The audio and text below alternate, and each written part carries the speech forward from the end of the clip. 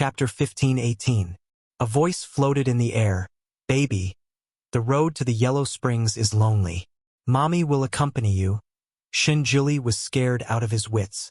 He jumped into the turbid current without caring about anything else. He wanted to get her back and hug her in his arms, but the turbid current seemed to reject him. With this jump, his body actually bounced out. Then, a voice suddenly sounded beside his ear. Deezwa, you have to come back. Shinjuli's vision turned black. His consciousness was forced back. He was still sitting on the big bed. Ning Shuama's body was warm in his arms, and her eyes were still empty. No matter how he called her, she wouldn't answer him. Shinjuli had just retracted his consciousness when he felt a metallic taste in his throat. The blood in his chest was surging, and he almost vomited blood. He stared blankly at Ning Shuama in his arms. She was clearly in his arms, but he felt like she was thousands of miles away from him. He couldn't touch her anymore. He helped her put on her clothes. She was obedient, raising her hands and moving her feet when he asked her to. He also put on his own clothes. Then, he carried her and said gently, Shuama, I'll accompany you to get your clothes. I'll accompany you. He walked out with big strides while carrying her and bumped into Rangyuishinlin, who was rushing over. Rangyuishinlin's expression was very bad. He was performing the ritual in the room next door. Shinjuli didn't come out on time, and he was afraid that there would be an accident. Therefore, he forcefully used a forbidden spell to pull the Deezwa out. After using the spell, he seemed to have lost all his strength and almost couldn't move. He wanted to lie down and sleep. However, he was worried about the Deezwa's situation. If he didn't come out on time, the Deezwa's soul would be damaged greatly. If it was an ordinary immortal, his soul would have been swallowed by the other party's sea of consciousness after such a long time, never to come out again. Although the Deezwa was a god and his soul was stronger than any immortal, everyone was equal in the face of such a spell. In the past, a certain immortal from the celestial world had tried to get his wife back by entering her sea of consciousness. However, he was only able to surpass her by a little. When he came out, his power was reduced to 0, and his soul was almost destroyed. He had to reincarnate 7 times before his soul was restored. However, the ancestor had been inside for almost 2 hours. If Rongyue Tianlan hadn't forcefully used a forbidden technique to pull him out, he might have been able to stay inside until the end of time. Now that he had successfully dragged the old man out, he did not know how badly he was injured. Would he turn into a boy directly? He had forced himself to rush over, but he hadn't expected that the ancestor would actually be carrying Ning Shuama out. Very good. A god is indeed a god. Very good at tormenting. He stretched out his arm to stop Shinjuli and asked with a sour expression, Deezwa, where are you going? Shinjuli pursed his lips. I'll take her to the immortal nation. Rongyue Tianlan clenched her fists and took a deep breath. I feel that Deezwa should meditate for 2 days to recover. I'm fine, I don't need to rest. Shinjuli walked around him and left. Rongyue Tian pulled on his sleeve and finally lost her temper. Deezwa, are you relying on your status as a god? So what if you're a god? A god can also get injured. You also need to rest. You're as pale as a ghost now. How many days have you not rested? Don't forget that you've just endured a lightning tribulation. Even if you're an immortal god, you shouldn't be tormenting yourself like this. Before he could finish complaining, his hands were empty and his vision blurred. The god who was standing there just a moment ago had disappeared without a trace. Chapter 15:19. Only Shinjuli's words were left in the air. I'll be back soon. Rongyue Tianlan was speechless. He was so angry that his hands were trembling, and he almost couldn't hold onto his fan anymore. Suddenly, he kicked a mountain rock beside him into the air. He shouted rebelliously, Shinjuli, I've had 8 lifetimes of bad luck to meet you. Just as he finished shouting, a hole suddenly appeared in the barrier on the island, and a big red figure fell out. Red clothes, black hair, and a handsome face. He was an extremely handsome man. The handsome man's expression was both proud and a little angry. This stupid barrier has finally been broken by me. Shinjuli, don't even think about getting rid of me. Rong Yu Tianlan held his fan and looked at him expressionlessly. Shui Ilan. Shui Ilan looked Rong Yu Tianlan up and down, then rushed over. He raised his hand and grabbed Rong Yu Tianlan's collar. You're that fairy doctor Rong Yu Tianlan? How is Shuemo? Is she awake? Rong Yu Tianlan had always paid attention to his image, so how could he allow someone to grab his collar? What's more, he had nowhere to vent his anger. Thus, he took a step back and smiled brightly. You want to know about her situation? Very well, then you have to break my array first. As he spoke, his figure disappeared at the speed of light, and in the blink of an eye, his shadow disappeared, and Shui Ilan's surroundings completely changed. It was as if he had plunged into a maze. The outside world had already changed, and everything had changed, but the immortal nation was still the same. Time seemed to have stopped here, and the streets were still bustling. Shun Jili carried Ning Shuema and walked on the crowded streets. He didn't deliberately hide his tracks and appeared with his original appearance. His appearance was still unbelievably beautiful even in the immortal nation, where the average appearance was high. Moreover, he was carrying a beautiful girl in red clothes in his arms. Naturally, it attracted the attention of many people. Shin Jili ignored all the onlookers. He carried Ning Shuema and walked into the boutique that he remembered from his memory. The shopkeeper still recognized Ning Shuema. He let out a long sigh of relief and said, Aya, young master, is this lady's husband? This lowly one thought that she wouldn't come again. It's a pity for those little clothes. Guest, you know that our immortal kingdom doesn't have children. No matter how beautiful those little clothes are, they can't be sold. What's wrong with this lady? Are you sick? As she spoke, she had already taken out those little clothes and lined them up on the counter. Dear customer, look, these clothes were all designed by your wife herself. Anyone who sees them will say that they're beautiful. Shin Jili's fingers slowly landed on those little clothes, caressing them one by one. Both the quality and style of the clothes were top-notch. There were 8 sets for both men and women.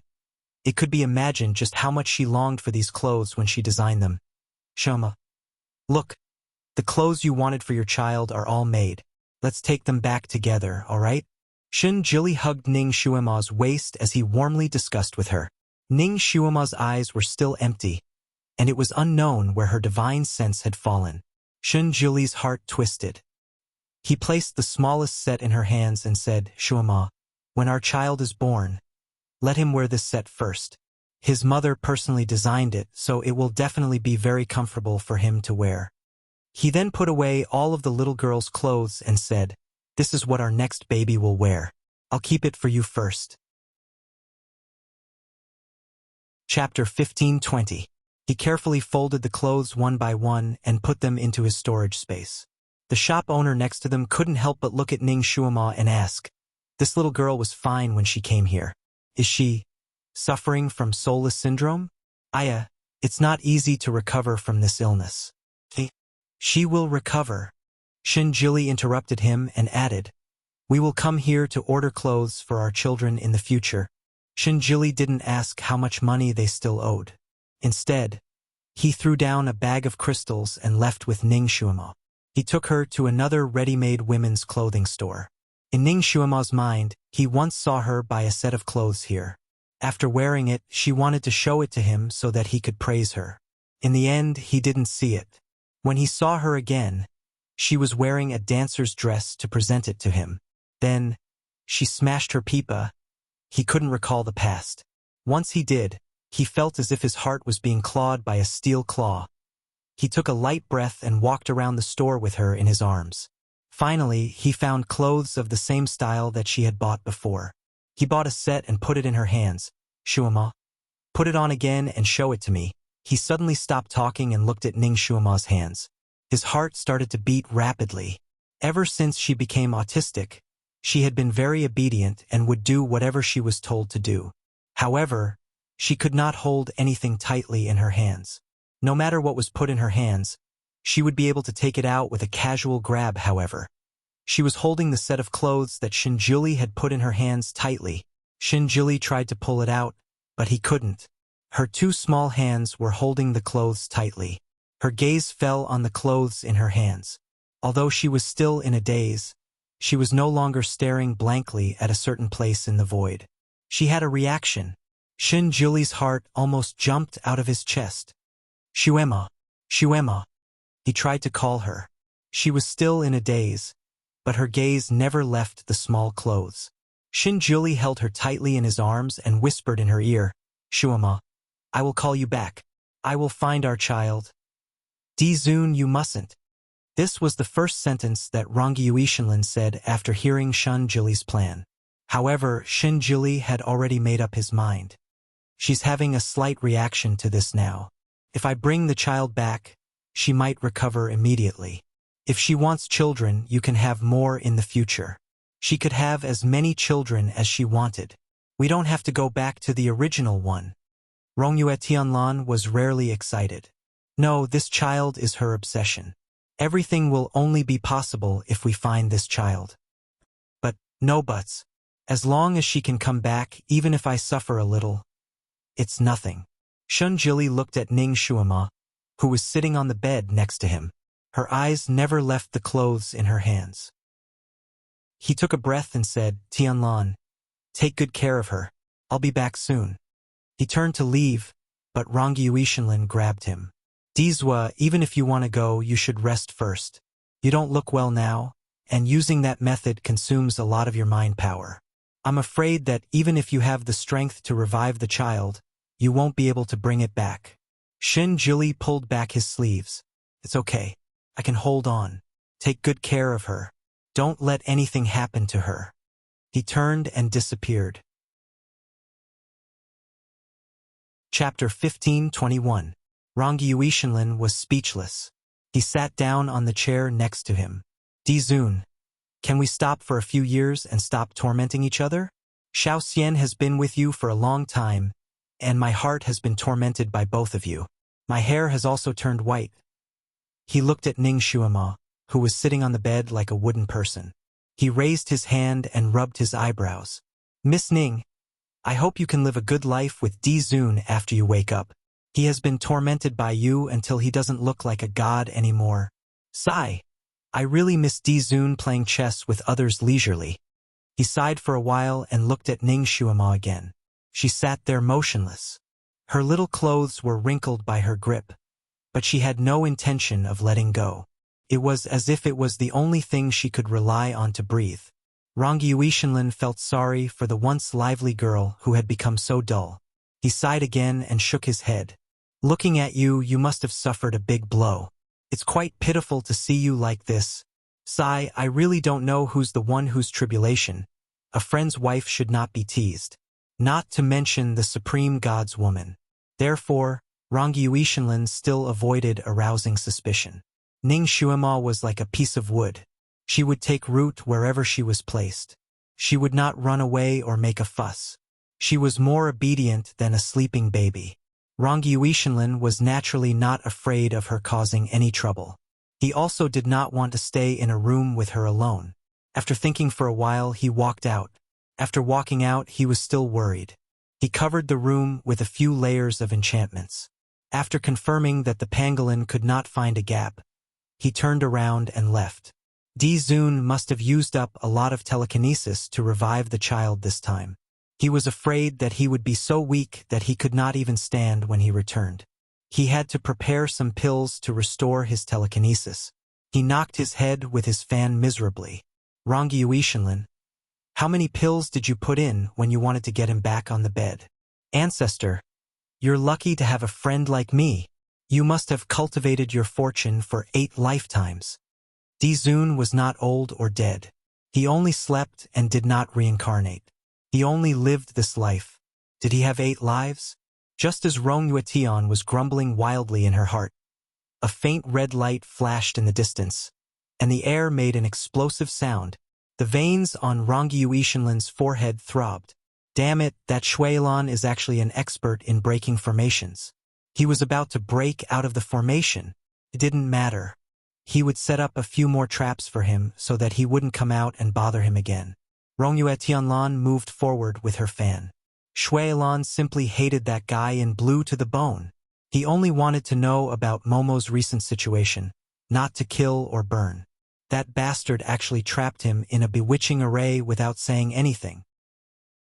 Fortunately, his ability to break through arrays had improved over the years, so after running left and right for 6 to 8 hours, he finally found the core of the array. He sneered and used all his strength to strike at the core of the array. With a loud clap of thunder, the surrounding fog finally dispersed. He finally saw the real trees and houses of Carefree Island. At the same time, he also saw Rangi Yuishinlin standing not too far away, waving her fan. Shui Ilan threw himself at her. Flirty Lan, you? Before Shui Ilan arrived in front of her, Rangi Yuishinlin waved her fan again. In front of Shui Ilan, a peach blossom forest suddenly appeared. The peach blossom forest was filled with blooming flowers and butterflies. The scenery was beautiful. Chapter 15:22. He abruptly turned his head, and only then did he realize that in front of him, behind him, to his left and to his right, there were also thick peach trees. It was obvious that he had fallen into the peach blossom array. Shui Ilan was furious. Everyone said that Dr. Fairy Rong Yu Tianlan's medical skills were brilliant, but he didn't expect his array skills to be so brilliant as well. He didn't know where his lousy fan came from, but he could create an array with just a wave of his fan. Shui Ilan was trapped in the array, and he even had the thought of tearing down the island. Flirtatious Lan, if you have the ability, trap me forever. Otherwise, once I break your array, I will immediately tear down your island and throw you into the sea to feed the turtles. He took a deep breath and began to look for a way to break the array. Outside the array, Rong Yu Tianlan stood there for a moment and tapped his palm with his fan. He frowned and thought, Flirtatious Lan? This red-clothed bastard actually gave him such a nickname as soon as they met. Was he flirtatious? He wasn't flirtatious, was he? At most, he was a little unruly. A demon was a demon, so ignorant. He looked at the fan in his hand. This fan was his treasure, called the Heaven and Earth Fan. It could be flirtatious when waving it, and it was an excellent weapon in a fight. When necessary, it could even set up an array in time to trap the ghosts and monsters who came looking for trouble. He looked up at the sky and sighed softly. The Dizun was probably casting a spell on Tianshu Mountain now, right? Hopefully, he could succeed in one try. Tianshu Mountain's 6th summit, the rocks were still there, and the broken trees were still lying on the ground. However, the branches and leaves were already dry. The ground was covered with grass. If one looked carefully, they could still see the dried bloodstains between the branches and leaves. Shen Jili stood on the hillside and looked at everything in front of him. His fingertips in his sleeves were cold. Everything that happened that day seemed to be in front of him. Ning Shuama, who had just miscarried, was sent flying by his white light and hit the big tree over there. The tree was still standing there, unshakable. Shen Jili walked to the tree and touched it. He looked there, as if he could still see the scene of her lying beside the tree and then struggling to get up. Shuema. He felt as if there was a knife twisting in his heart. He was ruthless to the woman who loved him wholeheartedly and was pregnant with his baby. He saved the woman who killed his baby. If I could turn back time, it was a pity that time could not be reversed no matter what. What happened was what happened, and he could no longer reverse the damage of that day. His fingers were pressed convulsively against the tree, and his face was pale. Returning to this place, it was as if everything had happened yesterday. He saw the big rock that Ning Shuama had sat on. There, she carefully protected her belly, desperately trying to keep the child, until blood flowed out, until she was at her most desperate moment. He slowly walked over. His chest was hurting badly, and his blood was rushing up again.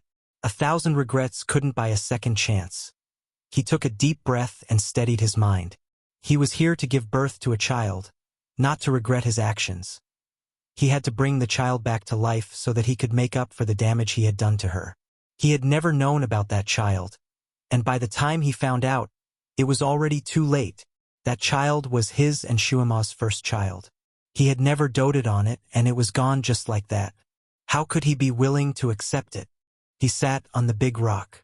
Many of the bloodstains on the rock had turned dark brown. That day he also saw the blood on the rock and thought it was Lu Xian's. He didn't know that it was from Ning Shuama's miscarriage. Chapter 15:23. When he saw the blood on it that day, he thought it was Lu Xin's blood. How could he have known that it was from Ning Xuema's miscarriage? Now that he saw it, it was unusually glaring. It made his heart tighten again.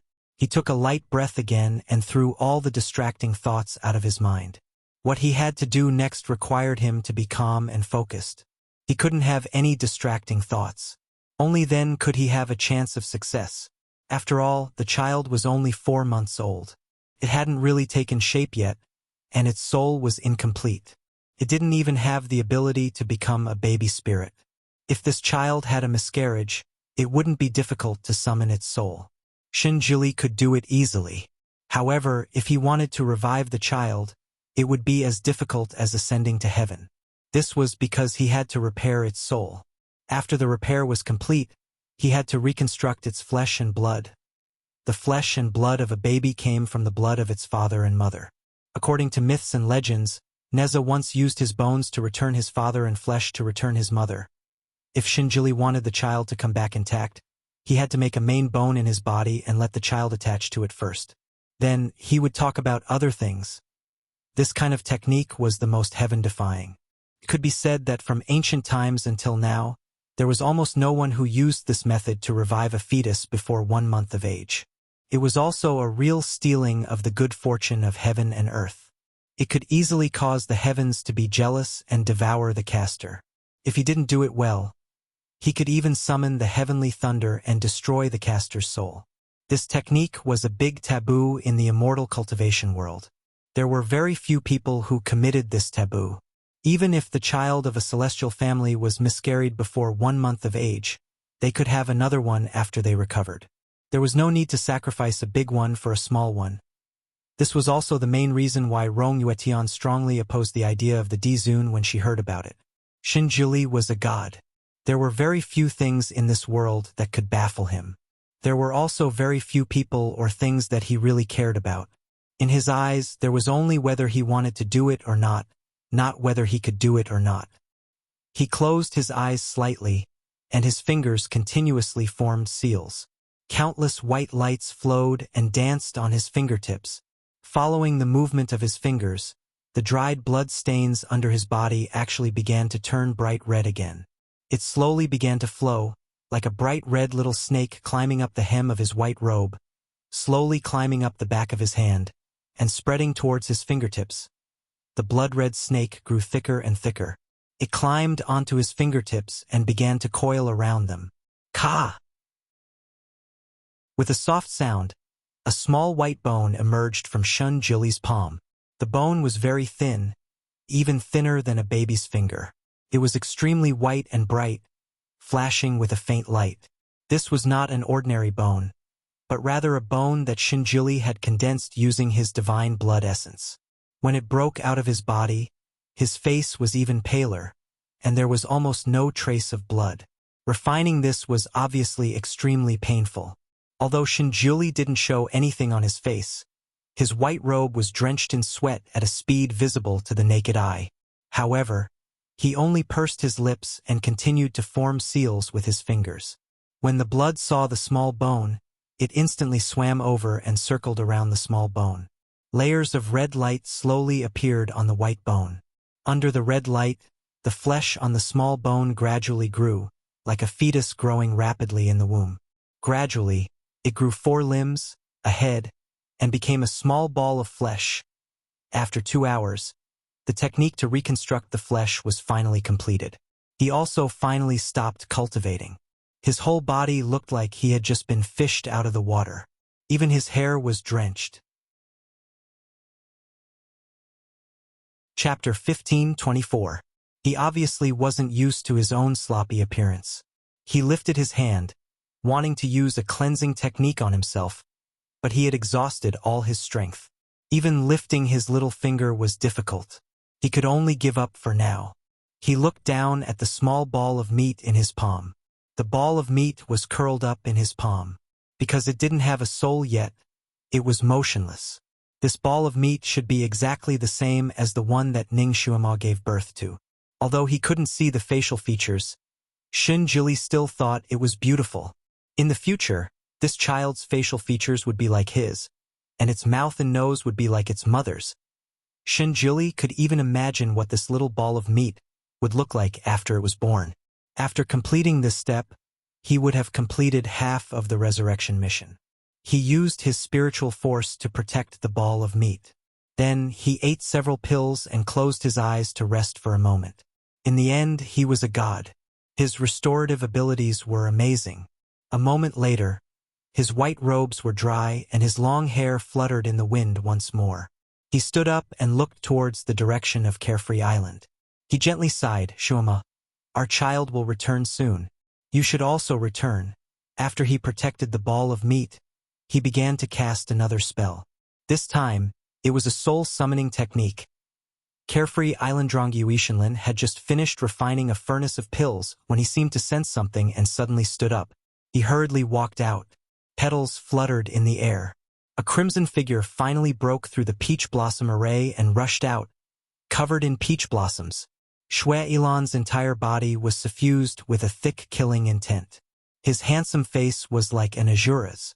Before Rongyuishinlin could speak, he shot out a red beam of light. "Stupid Rongyuishinlin, go die!" When he attacked with anger, his destructive power was naturally astonishing. As he attacked, strong winds whipped up, as sharp as knives. Rongyuishinlin couldn't dodge because behind him was his precious medicine field. If he didn't block this attack, all of the flowers and plants behind him would suffer a calamity. He could only lift his fan and forcefully receive this attack. He swung his fan back. The two ferocious forces collided with each other. It was as if thunder had struck in the air, causing the entire island to tremble. A small pavilion at the side could not withstand such an explosive force and was directly sent flying into the air, turning into a sky full of debris that fell down. Heavens, his Tauran pavilion. He had built it purely by hand, brick by brick. His proudest work had actually flown away just like that. It flew away.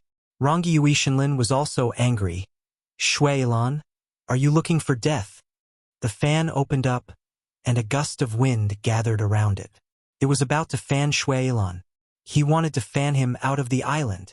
Shue Ilan laughed. "Courting death? If you don't hand him over, I'll tear down your broken island." The two of them did not agree with each other and started to fight. Rongyuishinlin was also annoyed. He wanted to teach Shue Ilan a lesson.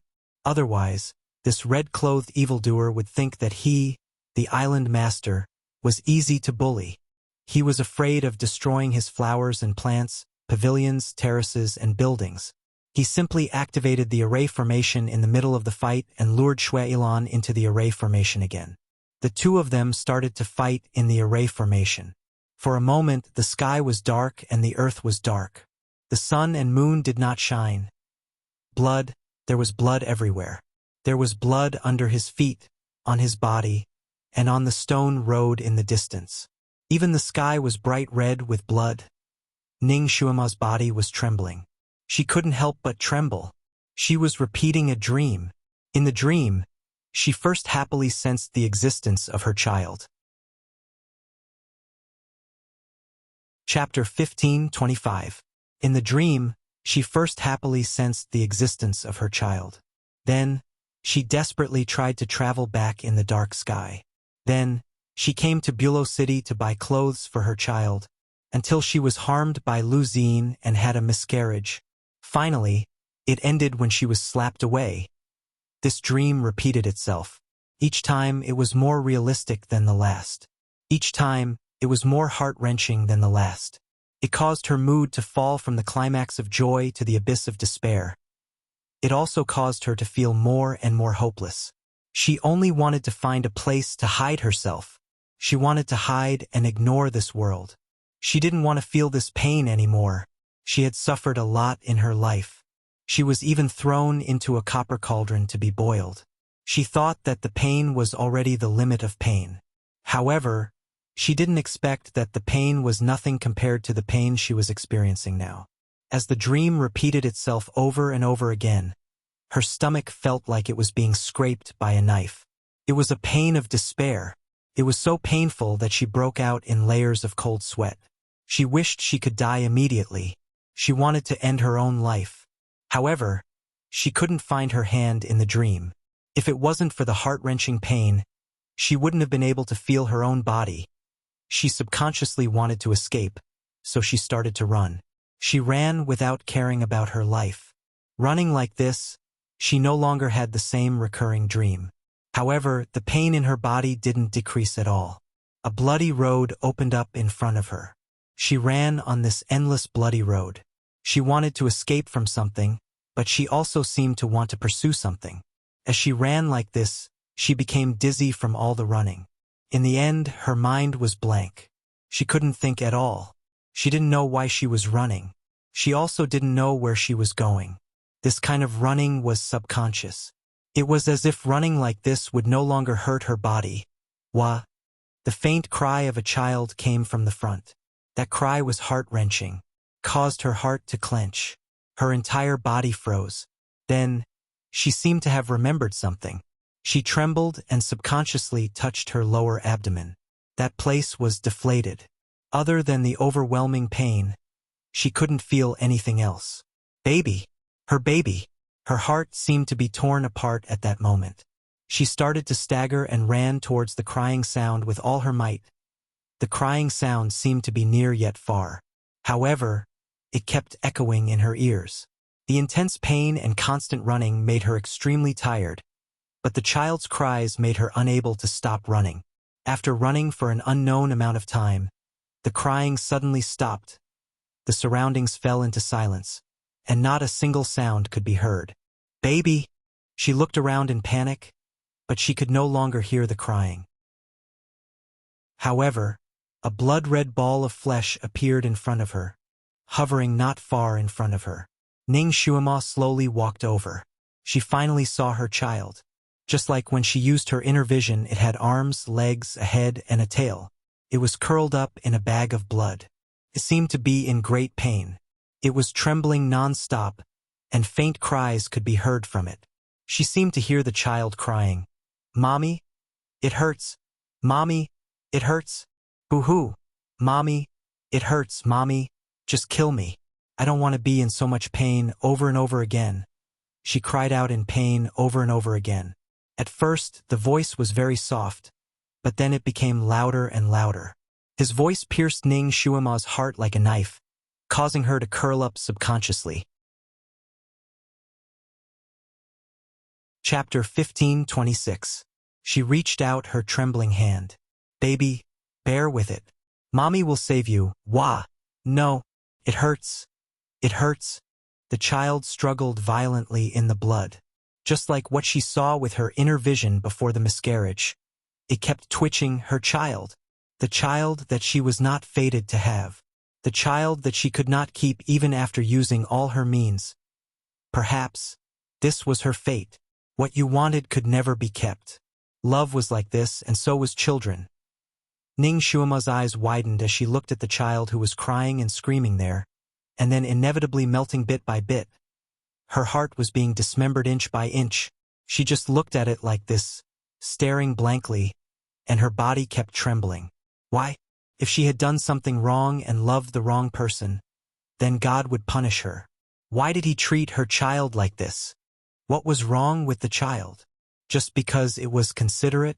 Just because it was her child? It was unfair. She did not know how long she had been standing there stiffly. She slowly reached out her hand and stroked the meatball with her fingers. She closed her eyes slightly. Baby, I'm sorry. I'm sorry. Mommy will send you on your way. Soon, you won't be in pain anymore. Flames emerged from her fingertips and surrounded the meatball. In the flames, the meatball finally stopped struggling. She watched as the child slowly disappeared. It seemed that her whole heart had disappeared along with it. She fell into hell and could no longer climb up. The flames finally dissipated little by little. All the pain disappeared, and only hatred was left in her heart. Monstrous hatred. She slowly opened her eyes. Rongyue Tianlan and Xue Yingyue were fighting fiercely in the array formation. Rongyue Tianlan had not fought so happily for a long time. He felt very good. It was simply relieving the anger that he had been holding in for the past 2 days. Shui Ilan was very angry. He just came to visit Momo and wanted to know her specific condition. But he was blocked by this perverted doctor. In his anger, he also fully activated his mode and used all his skills, trying to defeat Rongyue Tianlan. However, his and Rongyue Tianlan's skills were similar, and neither of them could beat the other for a while. Momo. How was Momo? He was burning with anxiety. The array formation that Rong Yuishenlin had set up this time was rather strange. They could see the real situation outside, but when they really fought, they couldn't destroy the things in the real world outside. Shui Ilan was still worried about Ning Shuima. Even during the fight, he constantly scanned the surroundings, trying to guess where Ning Shuima might be.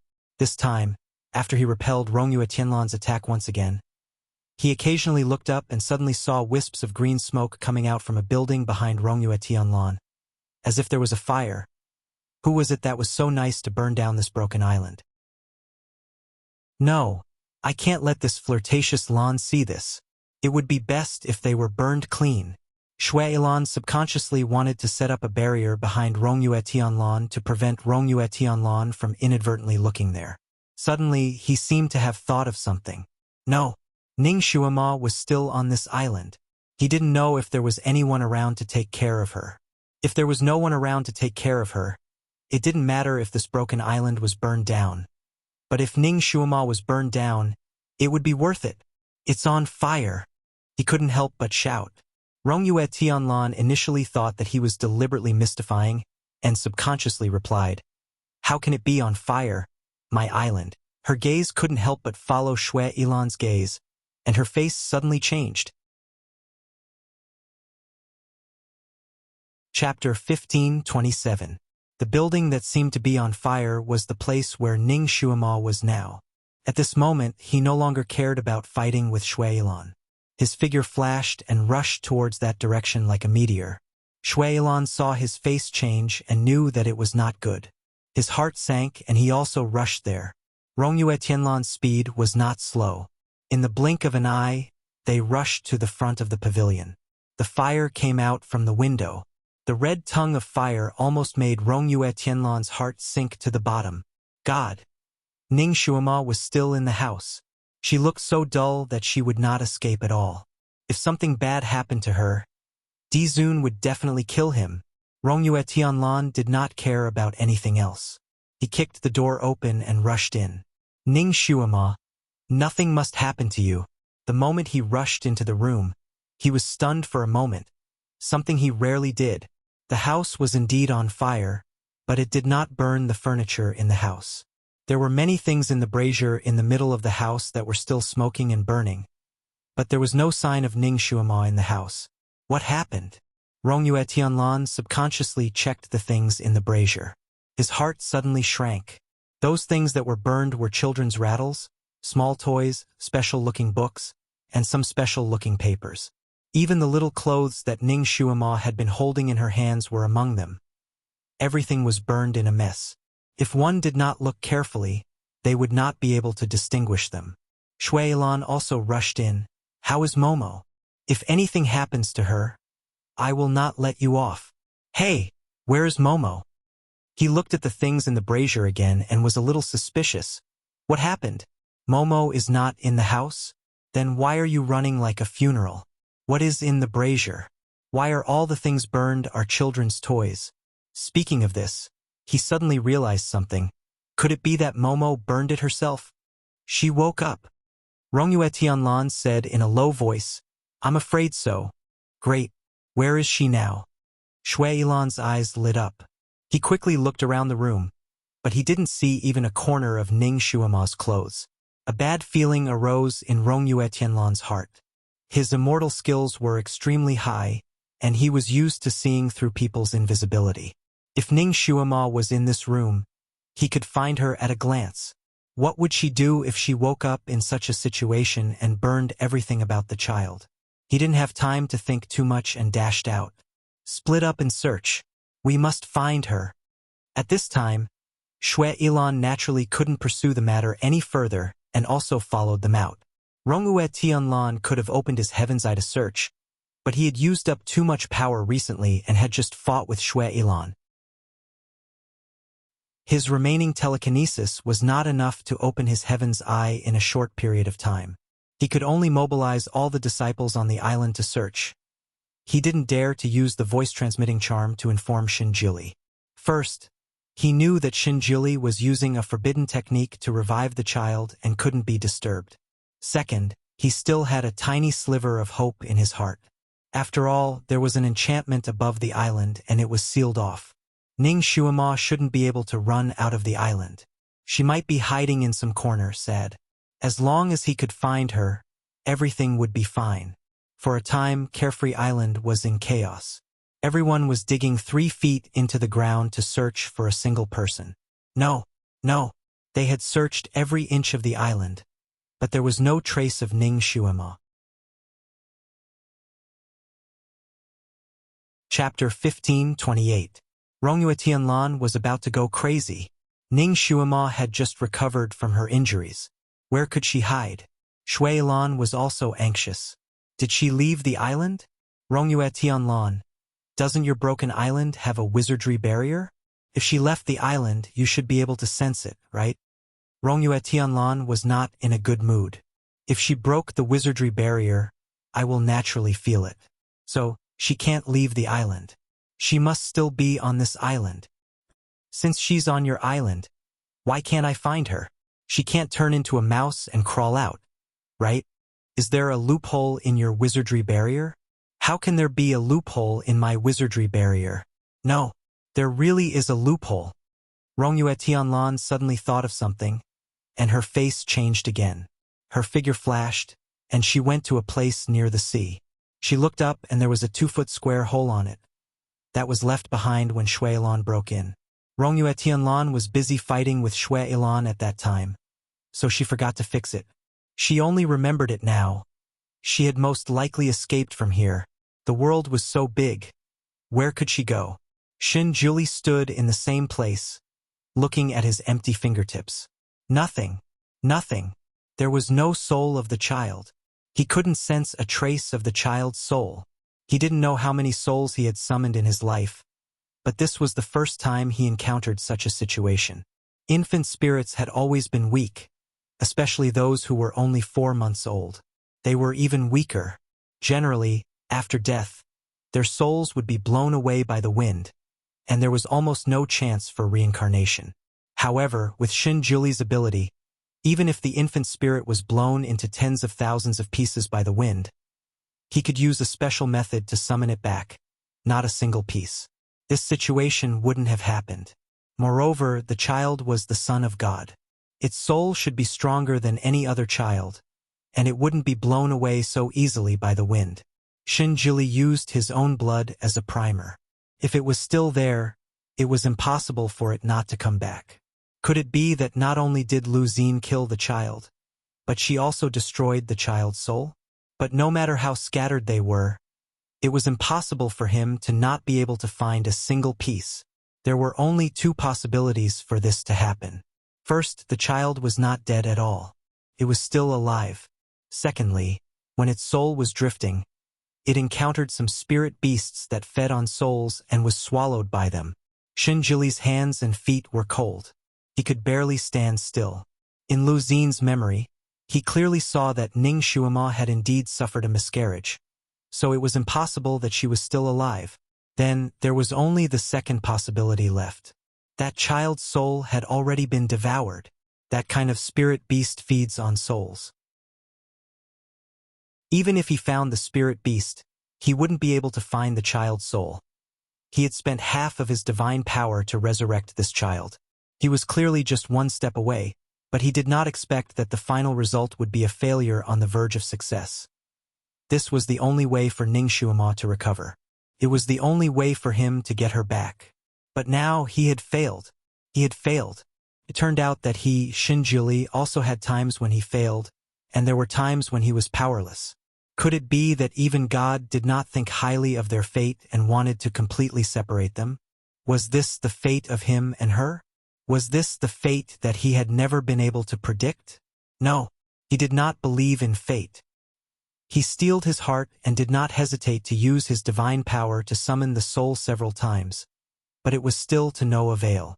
While he was busy, the voice transmission talisman at his waist suddenly lit up. It was a pale golden light.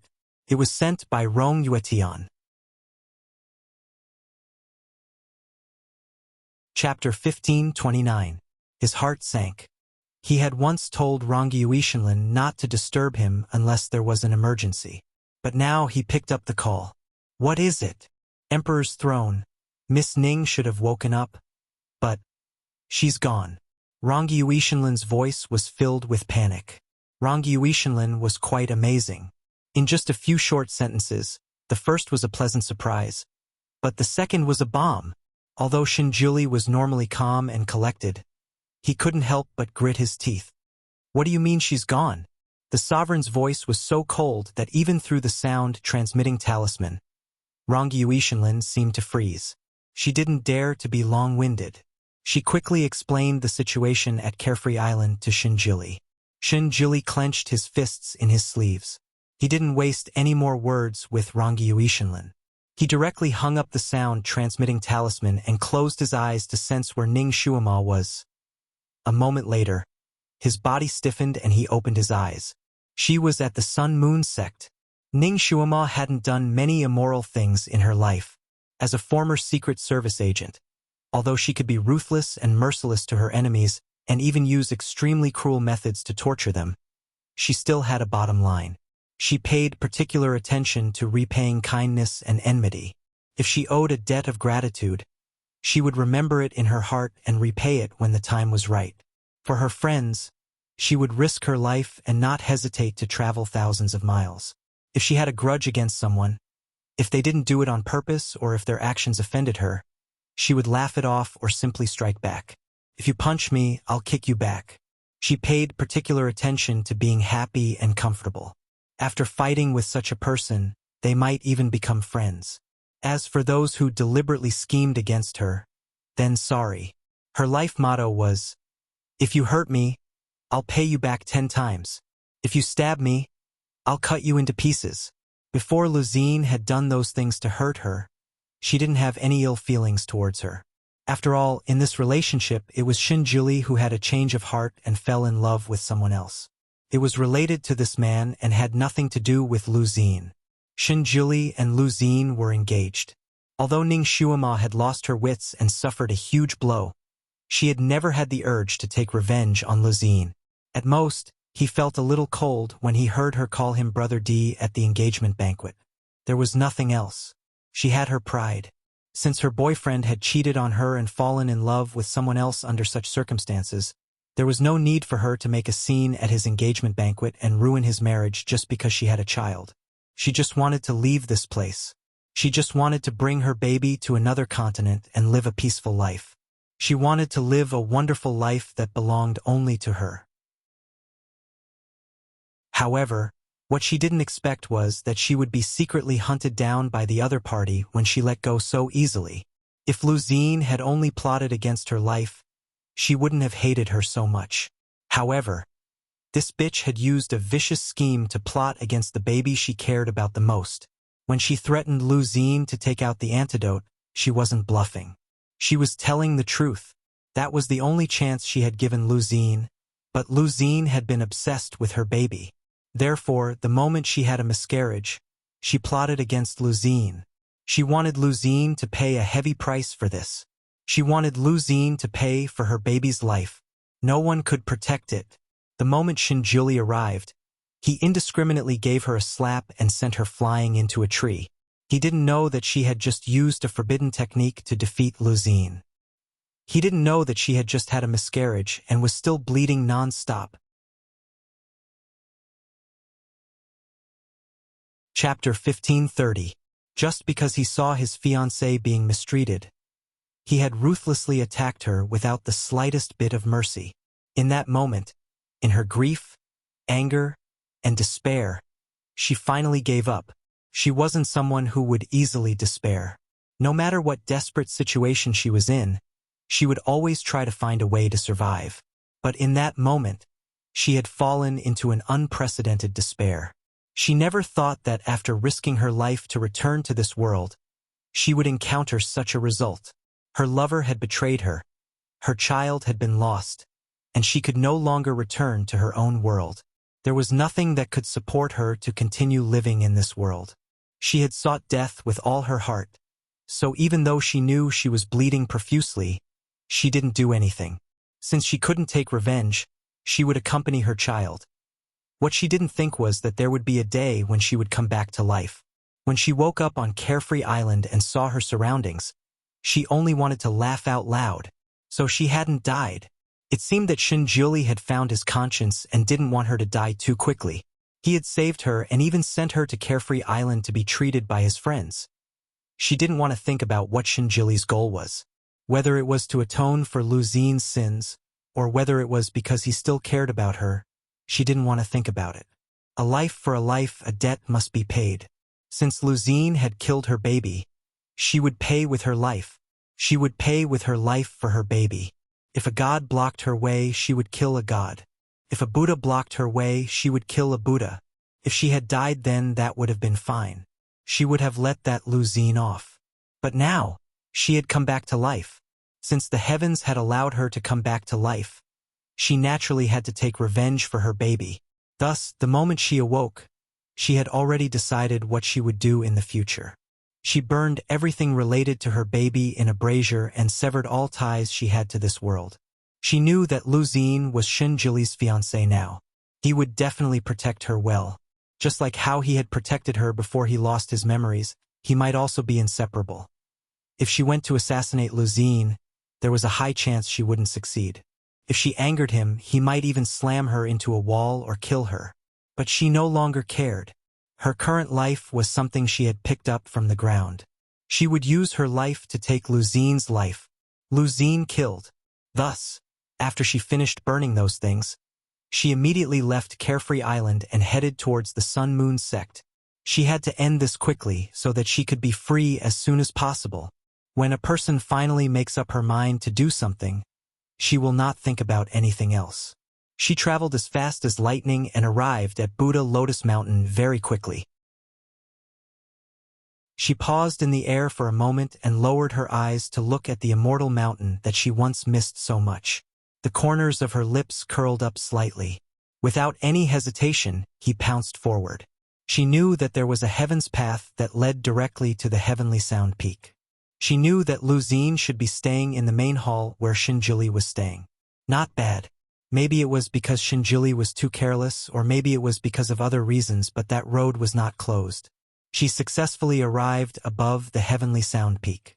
However, when she entered the heavenly sound peak, she encountered some obstacles. The enchantment on the heavenly sound peak had been reset. This enchantment was very powerful. Ning Shuima only needed to touch it to know that this enchantment was powerful. It should have been personally set up by Shinjuli. It seemed that Luzine was really here. Shinjuli was afraid that someone would plot against her, so he set up a new enchantment to protect her. Chapter 1531. She had never seen this enchantment before. It should be something that Shinjuli had researched and developed to protect the little fox. She narrowed her eyes and curled her lips. Without saying a word, she began to break the enchantment. Perhaps it was because she was going all out, but the enchantment was very easy for her to break. It was so easy that even she was stunned. She looked at her hands. It seemed like her skills had improved by quite a bit. It was even better if it improved. Then it would be easier for her to take revenge. She didn't think too much and immediately entered. After she entered, she paused for a moment when she saw the scenery inside. Jubilant. That was the only thing she could think of when she saw the layout of the room. The pavilions here were still the same. The only difference was that they had all changed into bright red new clothes. The most exquisite silk woven by sharkmen fluttered in the wind. The red coral from the deep sea was arranged in a double jubilant word in the large square. Each pavilion's horizontal board was inlaid with the finest red pearls. Each of these red pearls was the size of a pigeon's egg, and they were all priceless treasures. Now they were inlaid here and there into various shapes of twin lotuses on one stalk, and they shone faintly in the night. Bright red. There were bright red colors everywhere. No matter where one looked, There was a bright red color that blinded one's eyes. Such luxurious and festive decorations actually appeared on the cold and solemn Tianyin Peak. If Ning Shuima didn't see it with her own eyes, she wouldn't have believed it. The scene of Shui Emo and Shen Jili's wedding suddenly flashed in her mind. At that time, the bridal chamber was decorated with a few strands of red silk. Shen Jili didn't even bother to wear a wedding dress. He only wore a white robe with a plum blossom embroidered on the corner as the only red color. She thought that he was destined to have no fate with bright red. But it turned out that things could change. Her gaze fell on the main hall. Once upon a time, she felt warm in her heart when she saw this. But now, this bright red color made her heart even colder. She just wanted to laugh. He really changed a lot for Luzine. It seemed like he thought that Luzine had been wronged. So he wanted to make it up to her with a grand wedding. She knew that she had hurt Luzine badly, but with Shen Jili's superb medical skills, he would definitely be able to help her recover. The image of Luzine's smug eyes flashed before her eyes. Brother D dotes on me a lot. He can't leave me even for a moment. Ning Shuima lowered her eyes, her lips curling into a smile. She didn't care how Shen Jili doted on Luzine. She also didn't care how Shen Jili would treat her as an intruder. She only had one thought, to kill Luzine and avenge her child. As for the rest, he could only deal with whatever came his way. She charged straight into the main hall. No one was allowed to enter Heavenly Sound Peak except for Dizun's direct disciples, and it was nighttime, so there was no one on Heavenly Sound Peak. Ning Shuima also knew Shen Jili's temper, so she didn't find it strange that there was no one else here. She was very familiar with Shen Jili's bedroom, so she didn't make any turns and went straight to the place where Luzine used to rest. That place was beside Shen Jili's bedroom. Luzine had suffered such a serious injury this time, so she must be resting there. But she didn't expect that the small side hall where Luzine stayed was gone.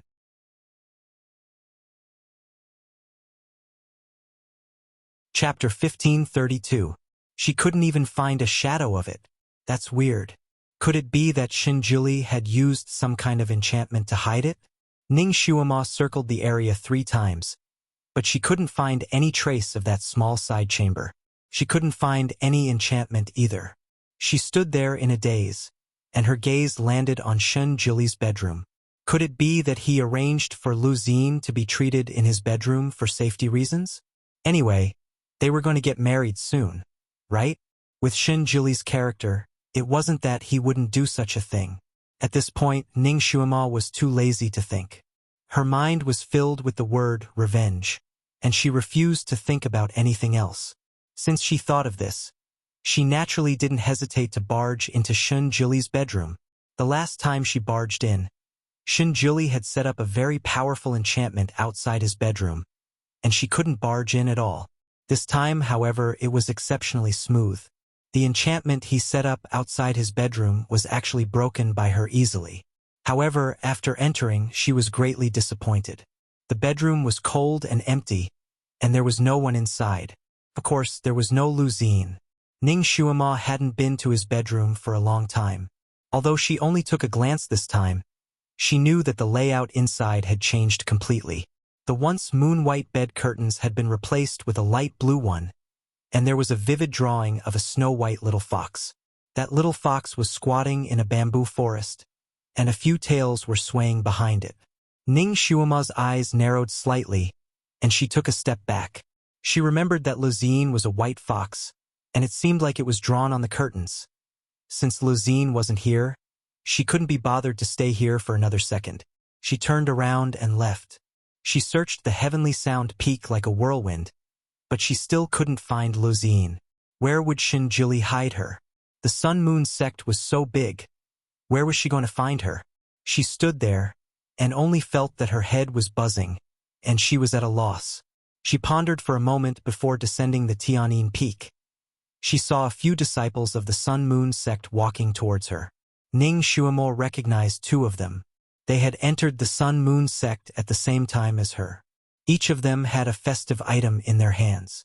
Although they were of different varieties, they were all bright red without exception. These people had excited looks on their faces. They did not see the invisible Ning Shuima as they walked and talked. I never thought that we would be able to see the ancestor get married in our lifetime. Aya, I'm so excited just thinking about it. Yes. Even now, I still don't think it's real. This time, Guild Master Yi Lu has instructed us to do everything to the best of our ability. He couldn't be careless or leave any flaws behind. He also said that this was the ancestor's personal order. Therefore, you must carefully check the things in your hands and make sure that there is no mistake. I understand.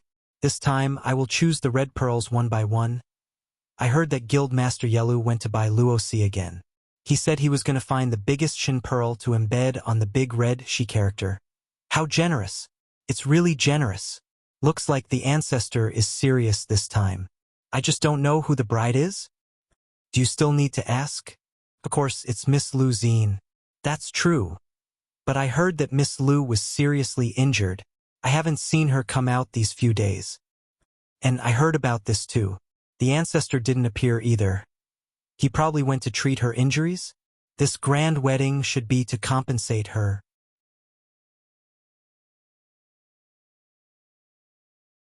Chapter 1533. Lady Lu is so lucky. The few of them chatted as they walked, unusually cheerful. Ning Shuima hid in the darkness and suddenly wanted to laugh. She also suddenly felt tired. Shinjili had hidden Lu Xin very well. She would not be able to find her even if she searched for 3 days and 3 nights in a row. She didn't want to waste any more energy, so she used the most direct method. She lowered her eyes and thought for a moment, then suddenly appeared in front of the few of them. I'm sorry, everyone. The sound transmission bell on the peak of the Sun-Moon Sex Mountain, which represented the occurrence of a major event, suddenly rang. The sound of the bell reverberated throughout the entire Sun-Moon sect, alarming all the Sun-Moon sect disciples. It was chaos on Buddha Lotus Mountain. No one knew what had happened, but when the bell rang, all the disciples had to put aside their most important work and rush to the plaza where they gathered. The plaza could hold thousands of people, and it was the place where the Sun-Moon sect disciples gathered when something major happened. And at this moment, there were a few people standing in mid-air in the plaza. 4 of them were the Sun-Moon sect disciples. They stood in front, their bodies stiff, and their expressions a little strange. And behind them there was a girl in a red dress. She had beautiful eyebrows and beautiful eyes, and her silver hair fluttered in the wind. The moment everyone saw the girl's face, they were all stunned. Ning Shuima, the one who was expelled from the sect by the ancestor 10 years ago, the one who had always been the taboo of the Sun-Moon sect, the one who shocked everyone with her dance a few days ago at the ancestor's engagement banquet. Why did she appear again? What's with her hair? Why is it all white? Also, why did she capture 4 of her fellow disciples? Everyone was confused, and they didn't know how to react to Ning Shuima, who was standing in mid-air. Yelu Jing and wasn't on the mountain, but the other elders of the Sun-Moon sect were. They didn't know what had happened, so they all rushed over on their swords. There were many capable people in the Sun-Moon sect, and there were naturally many who knew how to fly on their swords. So when they arrived, they surrounded Ning Shuima. Ning Shuima, what is the meaning of this? The person who asked the question was the 13th disciple of the ancestor. This person was the coldest and most old-fashioned. He was usually not on the mountain, but this time was a coincidence. Where's Lu Xin? Ning Shuima didn't stand on ceremony and ask directly. The people below looked at each other with blank faces. Obviously, they didn't know where Lu Xin was hiding. The 13th disciple frowned. Why are you looking for her? Ning Shuima, you were once a disciple of the Sun-Moon sect. Do you know that kidnapping a disciple of the Sun-Moon sect is a taboo of the Sun-Moon sect? Ning Shuima smiled lightly. How could she not know? Kidnapping a disciple of the Sun-Moon sect? Kill him without mercy. This was the iron law of the Sun-Moon sect. But now, she didn't care at all. For a person who didn't even care about life and death, any discipline was meaningless.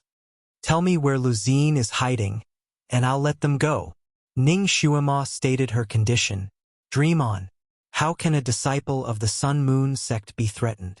Ning Shuama, I advise you to quickly let them go and wait for the ancestor to punish you when he comes back. Otherwise, I'm afraid you won't be able to bear the consequences this time. Ning Shuama smiled lightly. Her smile was beautiful, but her eyes were cold. Every injustice has its perpetrator, and every debt has its debtor. I only want to find Lu Xin. I'll give you 7.5 minutes. Either you tell me where she is, or you collect the corpses of these people. Ning Shuamo raised her hand, and at the same time, four flying daggers flew towards the backs of the 4 captured people. They stopped when they touched their skin.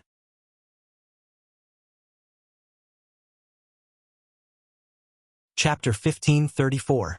She smiled again. My patience is limited. Don't disappoint me. She stood in mid-air, her silver hair fluttering in the wind.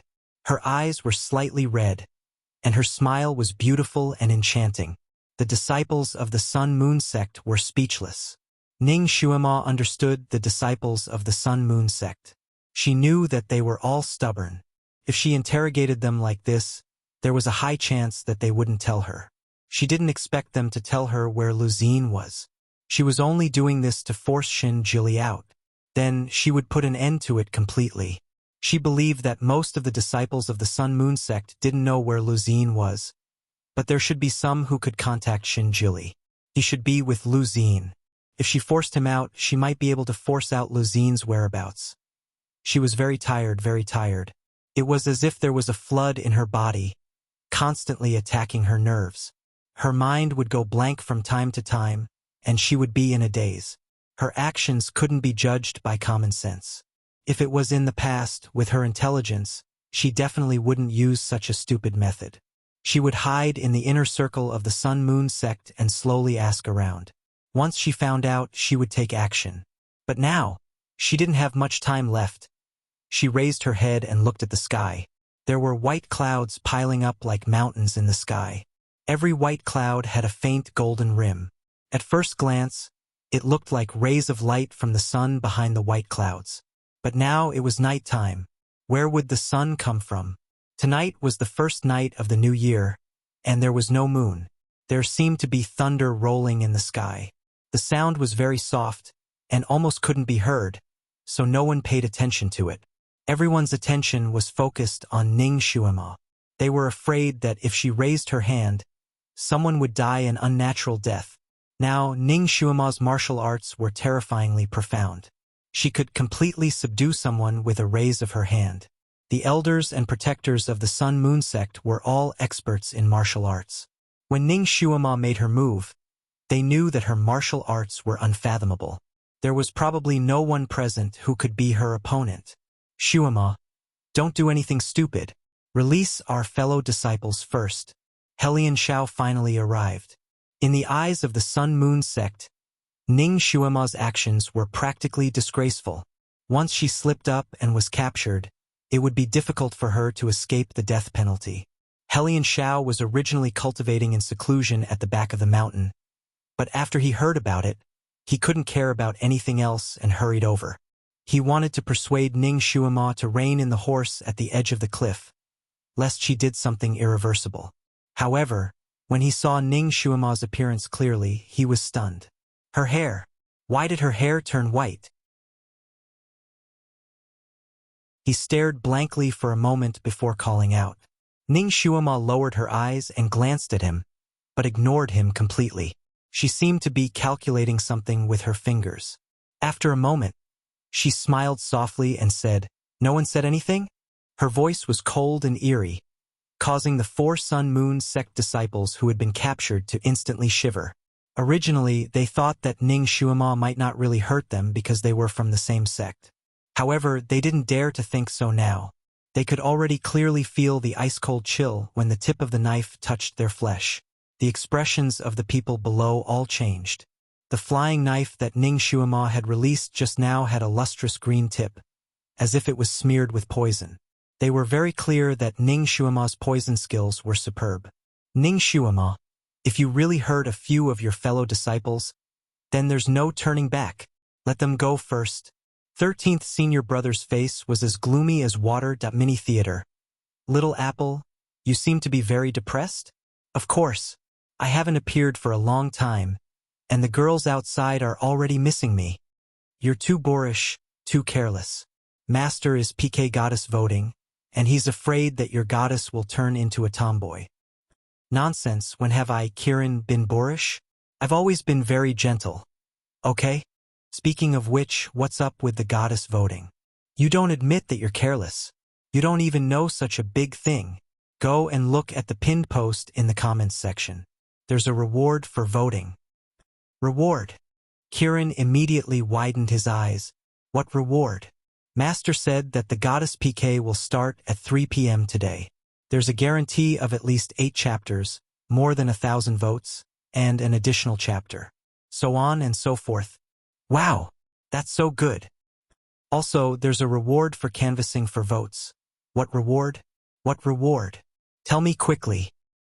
Canvassing for 10 people, cash red packet for 2 yuan canvassing for 20 people, cash red packet for 5 yuan canvassing for 30 people, cash red packet for 10 yuan or a key ring canvassing for 40 people, autograph book canvassing for 50 people, autograph book plus cash red packet for 10 yuan canvassing for 80 plus people, mystery gift pack. Hey little apple, where are you going? I'm not done yet. Stupid Phoenix. I'm not going to chat with you anymore. I'm going to the Kiran clan to recruit people.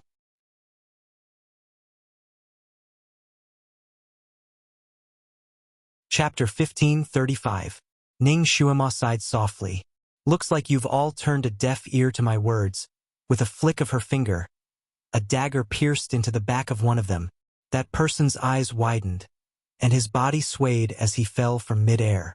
13th senior brother's expression changed, and he caught that person with a wave of his sleeve. After taking a closer look, his face turned green. That person's face was green, and green blood was flowing out of his back. There was no sign of life. She was really ruthless. Everyone's expression changed. Yelu Jing and had gone to the Jade Drop Sea. That was the blind spot of the voice transmission talisman. So before he left, he handed over all the matters of the Sun Moon sect to the upright 13th senior brother and the 8 guardians on the mountain. This 13th senior brother didn't have much of a relationship with Ning Shuima, but 4 of the 8 guardians had drunk wine with Ning Shuima before, and they looked after her quite well. Now that she had suddenly done such a thing, their expressions changed. When Ning Shuima had entered Shin Jili's tutelage, she had spent most of her time traveling with him. Thus, only Yelu Jing, and could guess the way she interacted with him and the ambiguous feelings between them. The others weren't too sure, but they knew that the ancestor had looked after this little disciple very well. When Shinjili got engaged, Ning Shuima's dance gave everyone a new perspective. They could feel that the ancestor and Ning Shuima did have some feelings, but things had changed with the passage of time. Now there was Lu Xin by the ancestor's side. Ning Shuima had thrown her zither and left at that time, and now she suddenly came back to settle the score with Lu Xin.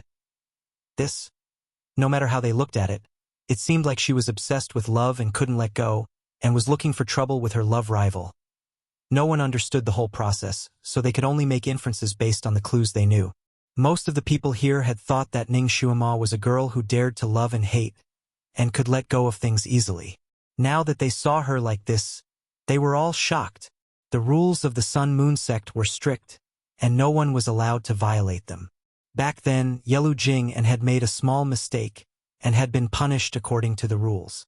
Now that Ning Shuima had caused such trouble, the people below immediately became noisy.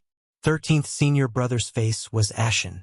Among the people present, he had the highest status, and he was also known for being the most impartial and strict. How could he allow Ning Shuima to be so arrogant? With a wave of his hand, the 8 great protectors and 10 great elders quietly spread out around Ning Shuima and surrounded her, sealing off all her escape routes. Ning Shuima was still floating there, as if she didn't see them. Her fingertips curled up again as she chuckled. It's almost time. I'll count to 3. If no one says anything, I'll have one more person to die in vain. 1. Shuima, you can't do this. They entered the sect at the same time as you. Back then, we played together and fooled around. Everyone really doesn't know where Lu Xin is. You can't continue to make mistakes. Helian Shao suddenly flew up on his sword. He was probably really anxious, as he rashly crashed into the encirclement. 13th senior brother never would have thought that he would be so reckless. He was unable to stop him and could only stare blankly as he entered Ning Shuama's attack range. His heart almost jumped out of his chest. Helian Xiao was the disciple with the highest talent that the Sun Moon sect had accepted in the past few years. He was also the one who had the most hope of breaking through to the heaven stage in the future. He was also Yelu Jing, En's proudest disciple, and everyone treated him like a treasure. If anything happened to him,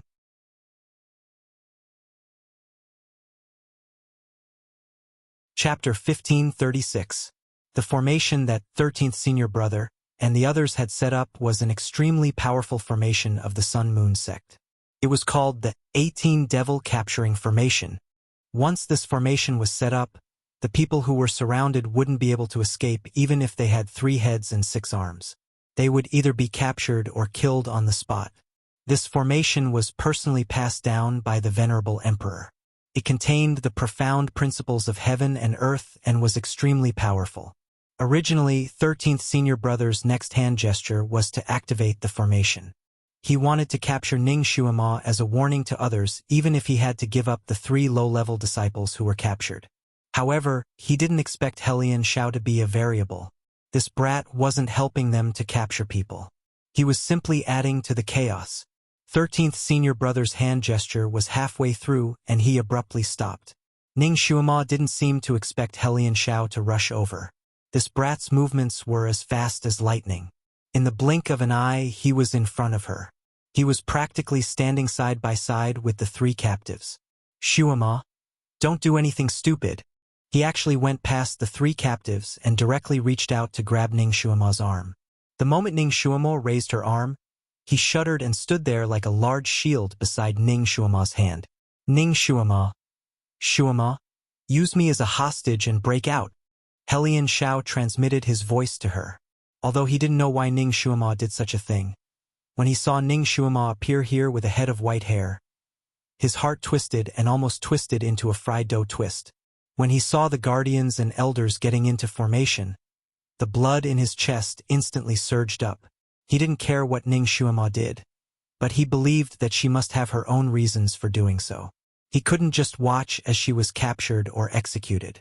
Therefore, he steeled his heart and seized the opportunity to barge in and become Ning Shuama's human shield.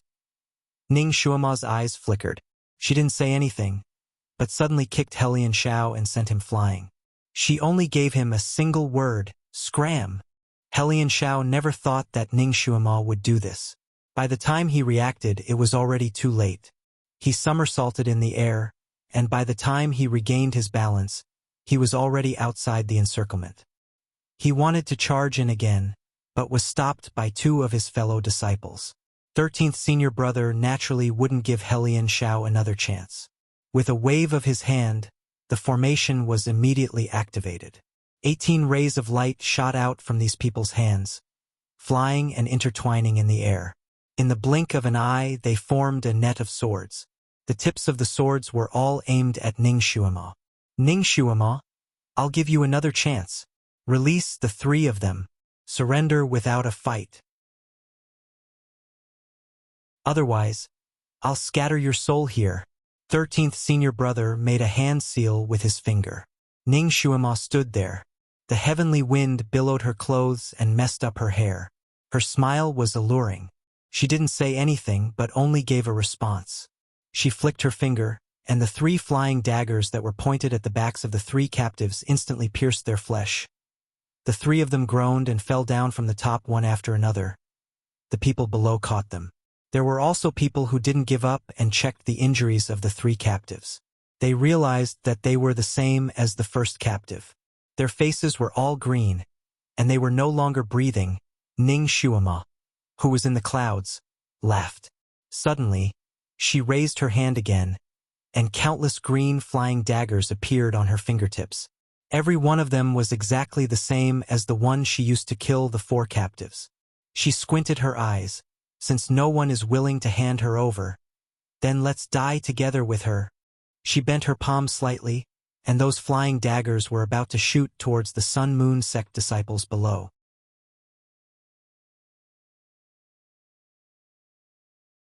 Chapter 1537. She bent her palms slightly, and those daggers were about to shoot towards her fellow disciples from the Sun Moon sect.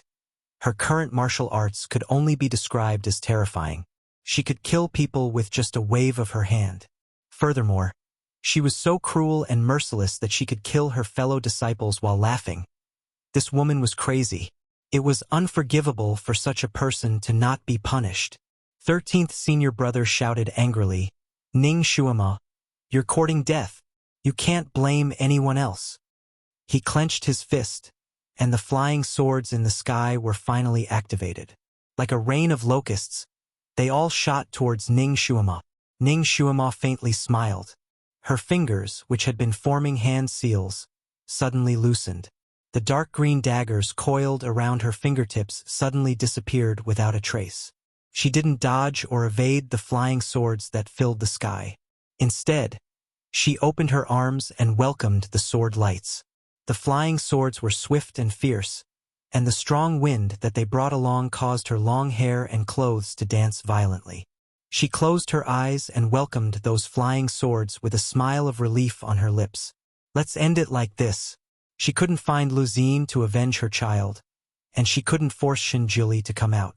Then, she would die in the hands of his subordinates, which was equivalent to dying in his hands. It was also considered a relief. End it all. She didn't want to live anymore. Towards that person. She still hated him after all. In the end, she couldn't forgive him. Since she couldn't forgive him, then she would never have to forgive him. No matter if it was hate or love, everything would end at this moment. She didn't have to have those recurring nightmares anymore. She didn't have to despair until her hair turned white because she couldn't take revenge. It turned out that she returned to this world for this ending. It didn't matter if he cared or didn't care. She wanted to use this method to end herself. In her previous life, in this life, she had completely repaid everything that she owed him. She didn't want to have another life. She just wanted to end it properly. This demon-subduing array could not only kill a person's physical body, but it could also kill a person's soul. Therefore, she forced them to use this array for this ending. Stop! An urgent shout came from the horizon. The sound almost shook the sky. A white light flew towards those flying swords like a raging tide. However, it was all too late. Those flying swords had already been launched, and the distance was so close, yet the other party did not do anything to block them. Even if those people sensed that something was wrong and wanted to retreat, they could not do so. By the time the white light collided with the flying swords, more than 10 of them had already pierced into Ning Shuama's body. Blood spurted out from her body. Her body swayed in the air and fell to the ground. Shuema! A shout almost tore through the air. A person flew over, his snow-white robe drawing a cloud-like arc in the air. In the blink of an eye, he was in front of Ning Shuama. He raised his hand to catch her falling from the air and held her tightly in his arms. Ning Shuema! His voice was already trembling, his body was trembling, and his face was ghastly pale. He hugged her tightly and wanted to say something, yet his throat seemed to be blocked by a ball of cotton, and he directly choked on his words, "Ancestor." Everyone couldn't help but stare blankly. The person who came was Shinjuli. It was also the first time he appeared in front of the disciples without a mask. If it wasn't for his trademark white robe, and if it wasn't for his majestic aura, the disciples wouldn't dare to recognize him. Everyone was stunned and kneeled down again. Ancestor. Master.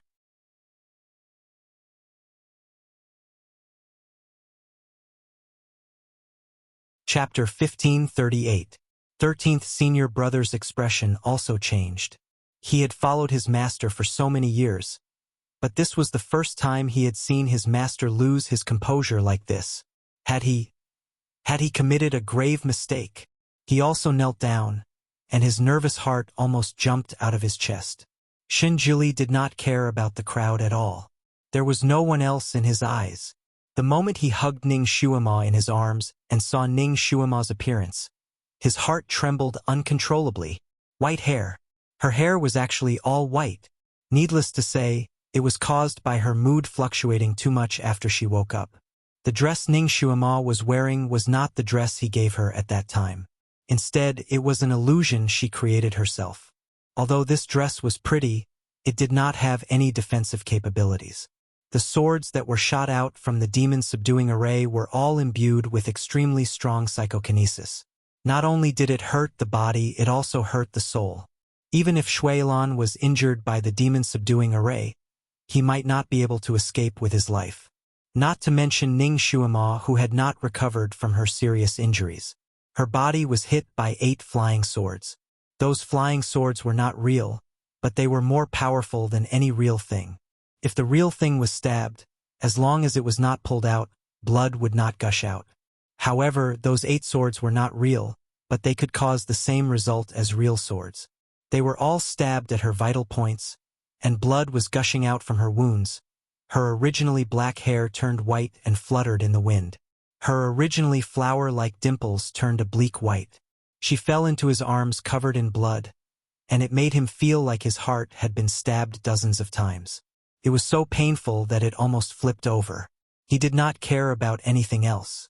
His palm continuously touched her body to stop her bleeding, and applied the best medicine for her wounds. Shuima, hang in there. I won't let you die. Hang in there for me. He spoke in a low, trembling voice.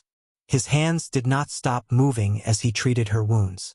Ning Shuima's eyes were black and did not have any light. Although her eyes were open, there was no light in them.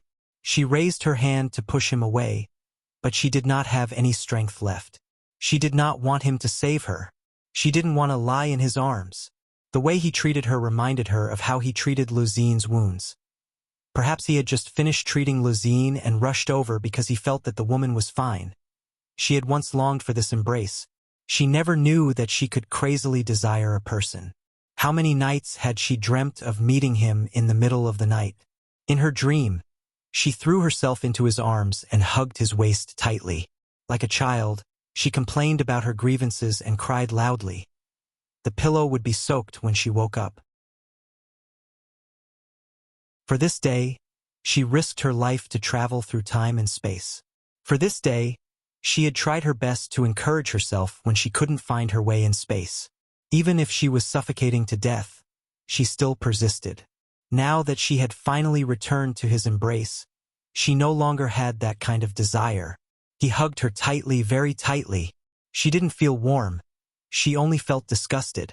She didn't want to stay in this embrace any longer. When she thought of how Luzine was still acting coquettishly in his arms just a moment ago, she had the urge to vomit.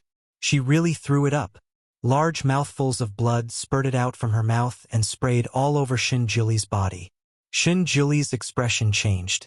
Her heart was already at the critical stage of breaking, but she still wanted to struggle without caring about her life.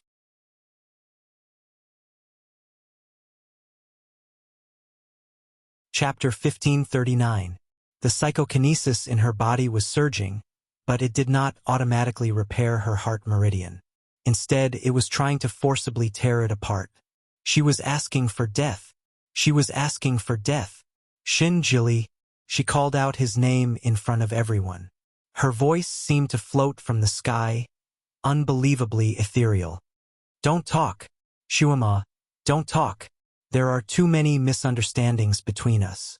When you get better, I will slowly explain everything to you. Everything is a misunderstanding. Believe me, come be good. Don't try to resist me. Let me connect your heart meridian.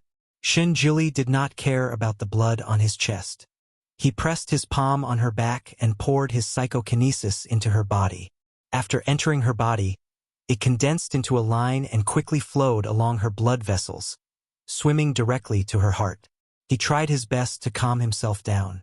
Ning Shuima's life was now in his hands. If he was not careful, her heart meridian would be completely broken. However, when his psychokinesis reached her heart, it encountered resistance. The resistance was not strong, but Shinjili did not dare to move at all. Her heart meridian could not withstand a little fluctuation, so he could not forcibly enter to repair it.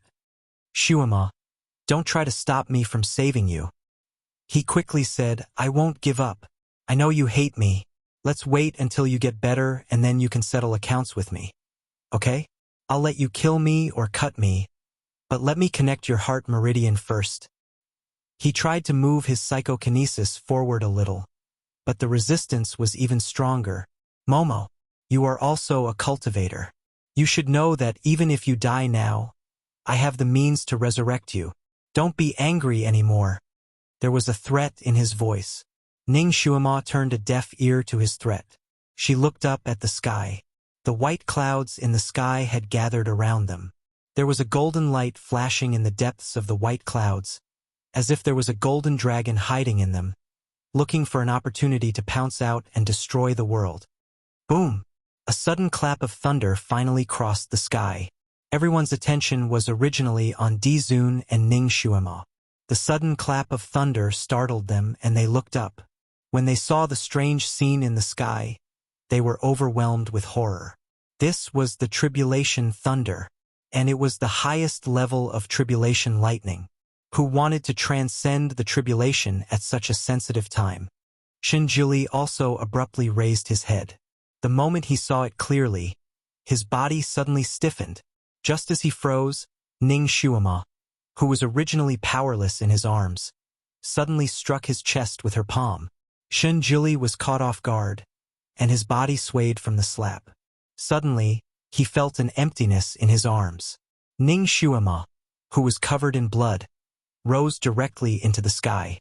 The golden light in the sky instantly enveloped her and enveloped her. Momo. Shinjuli pounced on her, trying to pull her out. But before his hand could even touch the corner of her clothes, it was blocked by the golden light surrounding her body. The moment the golden light enveloped Ning Shuima, the turbulent white clouds in the sky instantly turned golden. Streaks of golden lightning flashed between the clouds as they prepared to strike. Golden lightning tribulation. Ning Shuima was actually going to cross her tribulation at this time. And it was a golden lightning tribulation. How could this be? She was only at the 9th level of the Earth realm. Even if she wanted to ascend to the 1st level of the Heaven realm, it should be a purple lightning tribulation or a silver lightning tribulation. How could it be a golden lightning tribulation with the strongest evil aura in the world? This kind of tribulation could only be crossed by extremely high-level immortals or demons. What's more, this golden lightning was faintly shining with an extremely bright purple. Even in Shun Juli's memory, he had never seen this kind of lightning tribulation.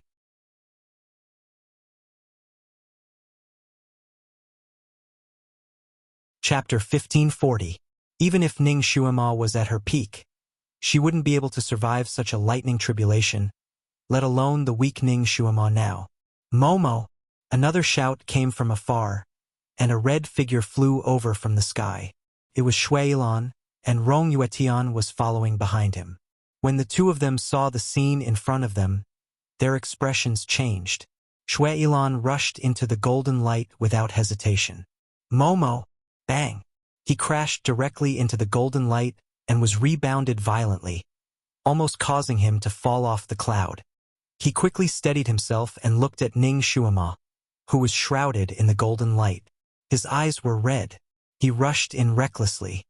Momo, let me go in and block the lightning for you.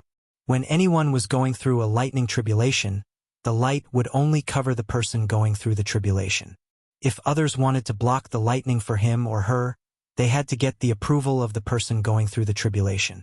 In other words, whether it was Shinjuli or Shuilan, if they wanted to block the lightning for Ning Shuima, they had to get Ning Shuima's approval. At this moment, the golden lightning with a hint of red was about to strike. Ning Shuima's red dress was shrouded in it. She closed her eyes slightly and looked up at the sky, not looking at the people outside at all. Ning Shuima, let me go in. You can't block this lightning. Shun Juli's palms pressed against the golden light, and he quickly said with a pale face. No matter how calm he was, at this moment, his hands were trembling. He was really scared. He had never been so scared. If he lost her now, it would be an eternal loss. If she couldn't survive the golden lightning tribulation, her soul would really be destroyed. Her soul would really disappear from the world, and no matter what he did, she would never come back. A huge panic engulfed him. If she didn't come back, if she disappeared just like that, then what was the use of him staying in this world? He was a god who thought that he was omnipotent, but now he couldn't even block the lightning tribulation for his woman. Ning Shuema, you can't be so cruel. I know this is your best revenge, but I don't want this kind of revenge. He recklessly rammed into that damned golden light. Shuema, listen to me. You've misunderstood me. I'm not engaged to Luzine. I'm only engaged with her because I owe her a favor. I'm blocking the lightning tribulation. I like you. Let me go in and block it. Shuema, listen to me. Shuema, it was the first time in his life. The first time in his life he was pleading with her. Unfortunately, the person in the golden light did not seem to hear his words. She only opened her arms and faced the sky. Her eyes were slightly closed, and her eyelashes were long. The expression on her face was very calm, as if she had finally completely let go, as if she was welcoming a grand destruction.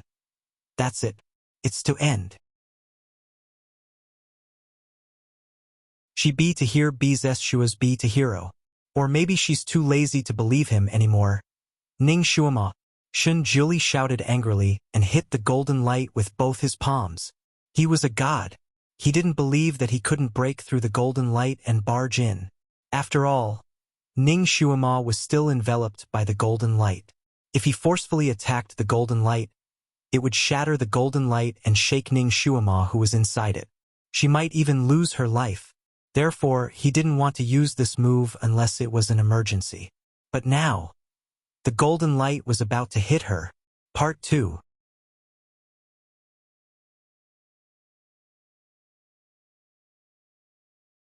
Chapter 1541. If he did not make a decision now, Ning Shuema, who was enveloped by the golden light, would be struck by the lightning tribulation. Not only would her physical body be destroyed, even her soul would be destroyed. Thus, he had no choice but to attack forcefully. He only wanted to pull her out and protect her in his arms against the lightning tribulation.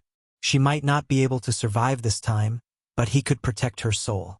As long as her soul was still there, he could forcefully reverse the cycle of reincarnation and rebuild her body.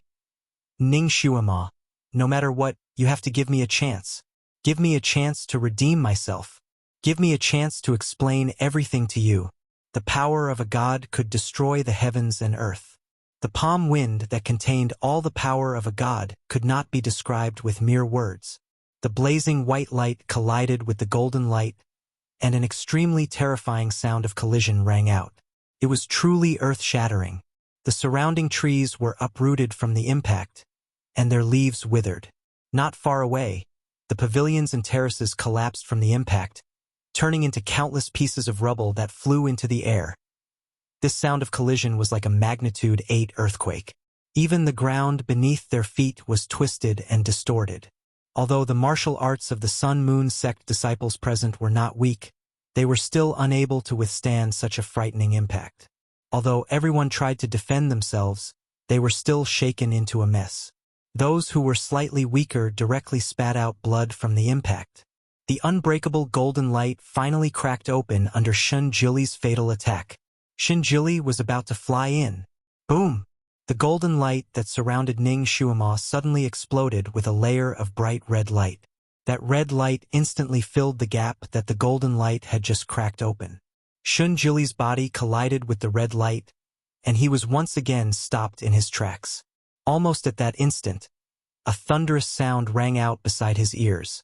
A bolt of golden lightning with hints of purple finally struck down. Ning Shuema, who was within the golden light, did not have any intention of resisting at all. She was directly struck by that purplish golden lightning.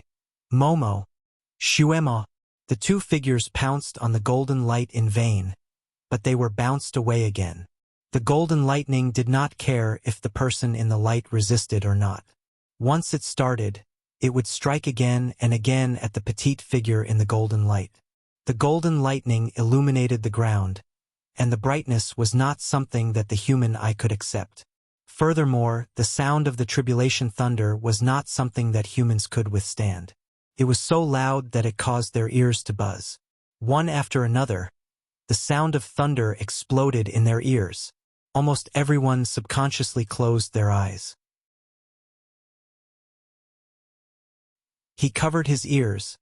Some of the new disciples were so scared that they squatted on the ground, unable to stand up. This was probably the first time they had seen such a situation. Finally, the thunder that shook the sky came to an abrupt stop. Finally, the golden lightning disappeared. Finally, the golden clouds in the sky turned white again, as if nothing had happened. The golden light finally disappeared, but the person shrouded in the golden light also disappeared. There was not even a trace of her in the air, as if this person had never appeared in this world. The wind blew, and there was still the fragrance of grass and trees in the wind, but she no longer existed. Shin-Jili stood in the same place blankly.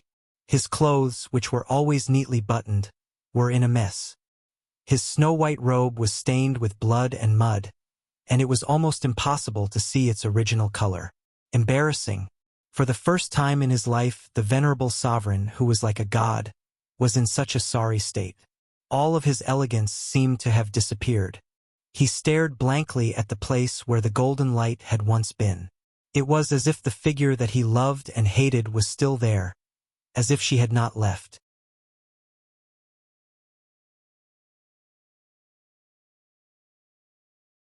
Chapter 1542. Countless memories whistled into his mind and converged into a vast ocean that practically drowned his entire consciousness. Ginseng baby, come into my arms. When he first met her, she grabbed him like he was a ginseng baby. Jiozun? That's a weird name. Are you trying to be like Dizun? He's an old man, you're not. Be good, be obedient. Would you believe me if I said I came from another time? The guns, cannons, and rocket launchers you saw in my dreams are all from my time. Han Shanyue, I don't have any grudges with you, right? Why are you scheming against me? Master Han, I knew you would come. You would come to save me. Great God. I'll call you Great God. In my time, Great God is a very powerful title. It's an honorific. Great God. Come. Let me tease you. Great God. What do you take me for? Don't tell me you want me to be your concubine? Let me tell you, although I like you, I will never be your concubine. Don't even think about it. Great God.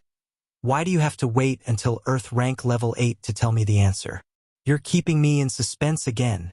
Forget it, I'll wait until I reach level 8. We're nothing now, you're not allowed to kiss me again. Great God. You should lose weight. You're so heavy. Great God, moi. Great God, are you going to be gone for a long time? Okay.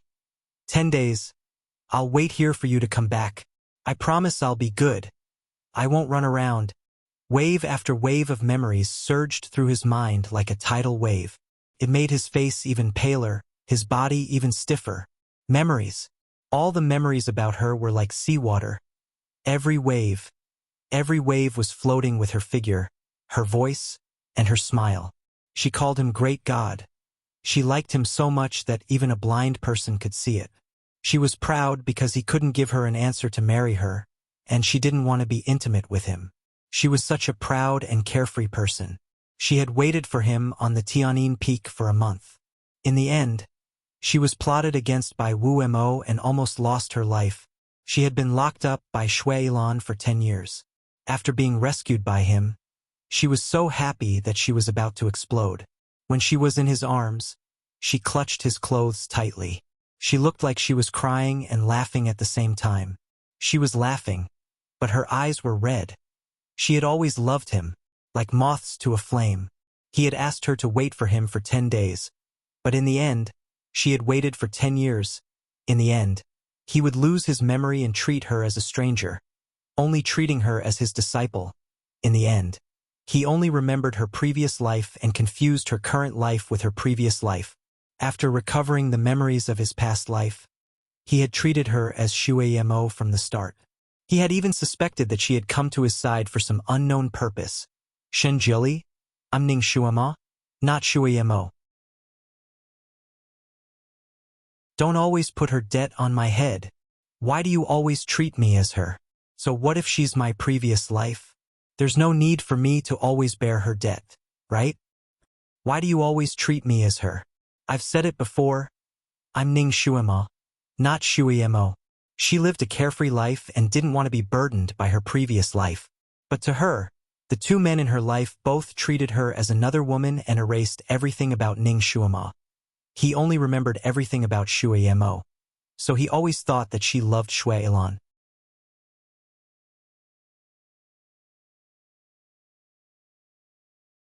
Chapter 1543.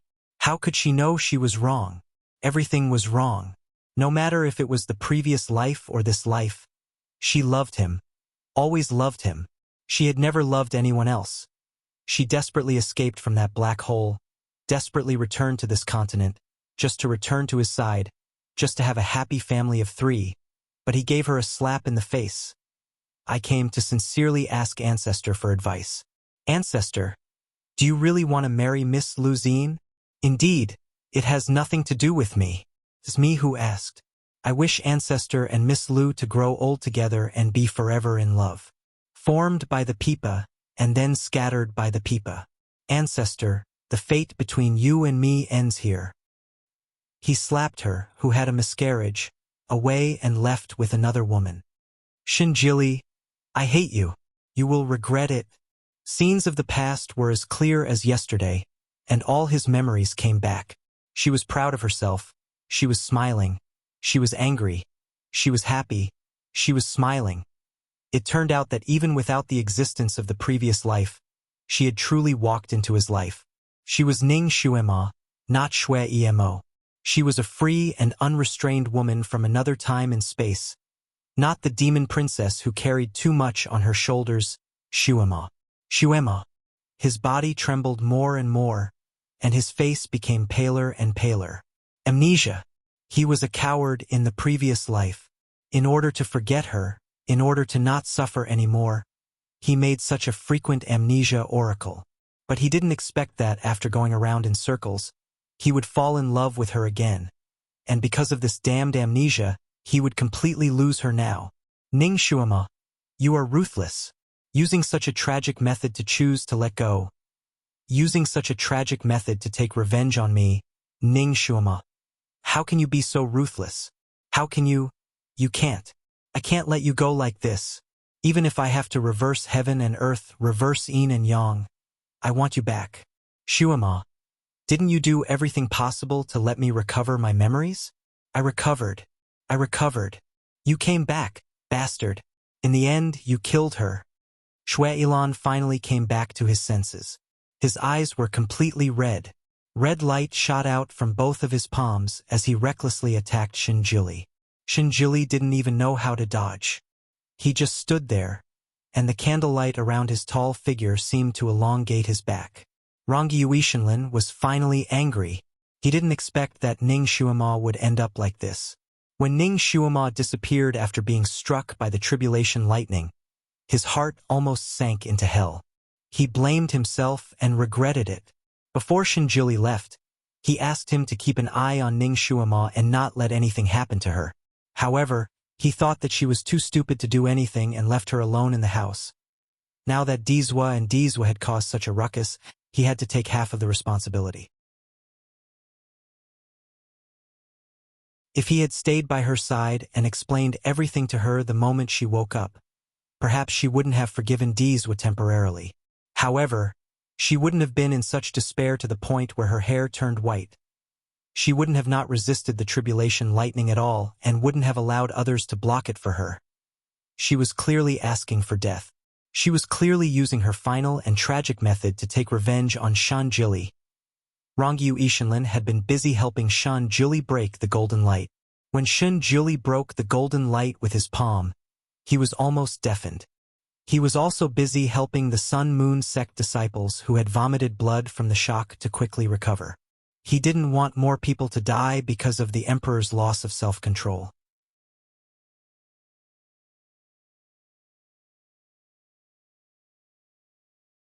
Chapter 1544. When the golden lightning of tribulation came crashing down, he knew that everything was over. Now that he saw Shui Ilan attack Shinjili, he was enraged. He lifted his fan and blocked Shui Ilan's killing moves. Are you crazy? Shueilon, if it weren't for you coming to the island to cause trouble, she wouldn't have left Carefree Island. If it weren't for you shamelessly sticking by her side, Deezwa wouldn't have had those misunderstandings. Do you still have the face to blame him? Shueilon, you are the bane of their relationship. Shueilon's face paled once more. He staggered back several steps and slumped down his sleeves. Yes, blame me. Mo Wuji suddenly laughed. Blame me. Momo, I've wronged you. With a wild laugh, he flew up and disappeared in the blink of an eye. Rongyue Tianlan didn't think that Mo Wuji would leave so quickly without any hesitation. He finally relaxed. In these troubled times, if this demon were to go crazy here, the consequences would be unimaginable. As he looked up, he saw Shun Jili's movements. His complexion changed. Shun Jili stood there, turning a deaf ear to everything around him. His slender jade-like fingers were dripping with blood, but he didn't care. His fingers moved in the air again and again, and a white light burst out from his fingertips. This was the most powerful soul-summoning technique. With his own divine power as a guide, even if someone's soul was scattered, he could use this technique to summon back a few wisps. Deezwa, you can't do this. Rongyue Tianlan rushed over, wanting to stop him. But Shun Jili clearly had an enchantment around him. Rongyue Tianlan was blocked outside, causing him to panic. Not only was using this method to defy the will of the heavens, but it also consumed a great deal of divine power. If something went wrong, Shun Jili might disappear. Not to mention that Shun Jili had used forbidden techniques and divine power again and again. He was already at the end of his tether. Rongyue Shenlin even found that there was a white light overflowing from his body. This was a sign of the 5 decays of celestial beings. If this great god was allowed to continue like this, perhaps the only god in the world would no longer exist. However, Rongyue Tian couldn't find any way to stop him. Shun Jili's movements were very fast. After a while, he slowly stopped and looked at his fingertips. His fingertips were empty. He had already used such a method, but he couldn't even summon a fragment of her soul. He didn't say anything. Instead, he took a light breath and used it again. Rongyue Tian watched helplessly from the periphery as he used it again and again in despair. Shun Jili seemed to have sunk into madness, or perhaps he had sunk into an abyss of despair. Using such a method to punish himself. The air around him seemed to have sensed his emotions. The originally clear sky was suddenly overcast with dark clouds. Thunder and lightning flashed in the distance one after another. He did not know where the heavy rain had come from. The birds in the sky screamed and soared into the sky. The mountains nearby and the ground beneath his feet were trembling. If God's emotions were too intense, it would affect the climate of the entire continent. It might even cause the sky to fall and the earth to crack. The consequences were unimaginable. If this went on, he would also die. Rongyue Tianlan knew that she should stop him, but she couldn't think of any way to do so. She was so anxious that she walked around in circles. Her hand accidentally touched something in her sleeve. It was hard and slightly warm. There seemed to be an ancient aura circulating on it. When Shun Jili's palm struck the golden light, it had caused the sky to fall and the earth to crack.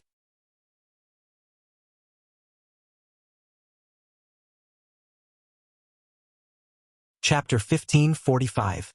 When Shun Jili had struck the golden light with his palm, it had caused the sky to fall and the earth to crack. Coupled with the continuous strikes of the golden lightning, the surrounding large rocks flew up into the sky and fell down one after another. One of the small stones coincidentally fell on Rongyue Tianlan's shoulder, causing a bruise to appear on his shoulder while he was busy. He was about to brush it away when his fingers accidentally touched it. He actually felt a little ancient aura from it. Thus, he casually stuffed the stone into his sleeve and forgot about it in the midst of his busyness. Now that he had accidentally pinched it again, he took it out to take a look. The rock wasn't big. It was about the size of a pebble and was bright red. There were flowing lights changing inside it. He could even feel a little divine power from it. His heart skipped a beat. This rock wasn't an ordinary rock. It seemed to be alive and full of spirituality.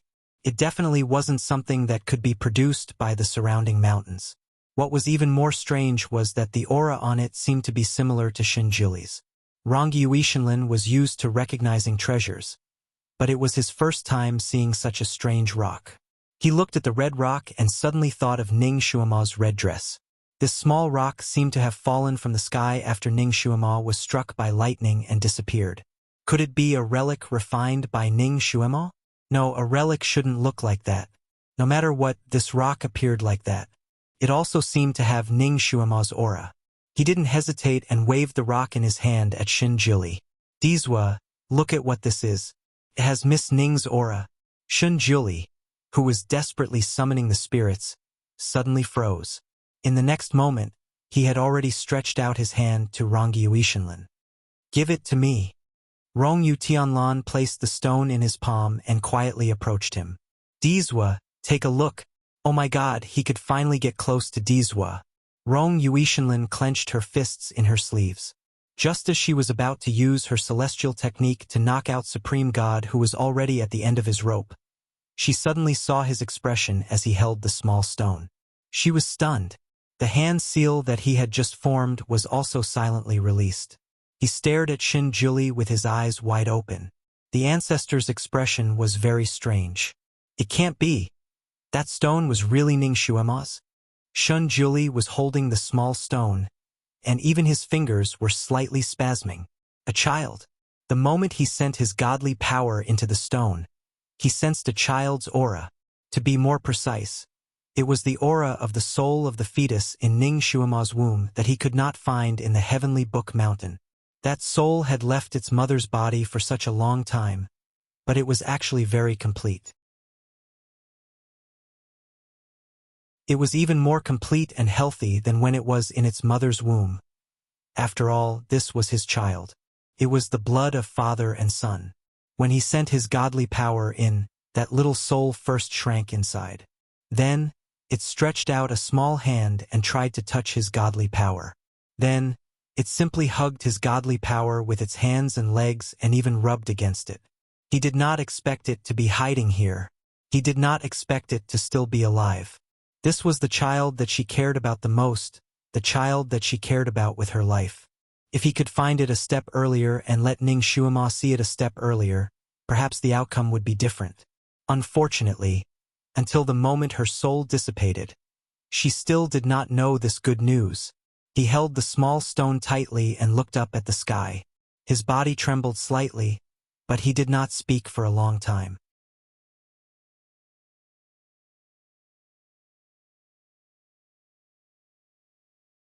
Chapter 1546. When she was Shui Yemo, she stuck to him every day like a dogskin plaster, as if she wouldn't be able to live without him. But in the end, she still didn't hesitate to take his heart blood and leave, all for the sake of saving that man. The man she had depended on for 300 years. Because of that mistake, he lost a disciple in the immortal world. He lost a wound in his heart that could never be healed. He didn't care that she was a witch from the demon world, but he couldn't ignore the man by her side. She hurt him time and time again for that man, and each time she did it without hesitation. In the end, she even left with that man and disappeared for 10 years. In these 10 years, she had never appeared. Back then, when he placed her in the medicinal cauldron to refine the devil in her body, he had left a part of his soul to protect her soul. Later on, when she was rescued by Shuilan, he had never taken back that small part of his soul. That was why he was able to sense her whereabouts in the Tianxi continent. When he wanted to find her, he was able to find her accurately.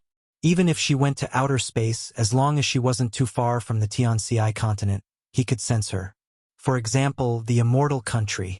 When he came back from the immortal country, he was extremely dispirited and locked himself in a place to cultivate. Probably because his mood was too unstable. During his cultivation, his anger leaked out along with his divine qi. As a result, the entire Tianxi continent suffered a disaster.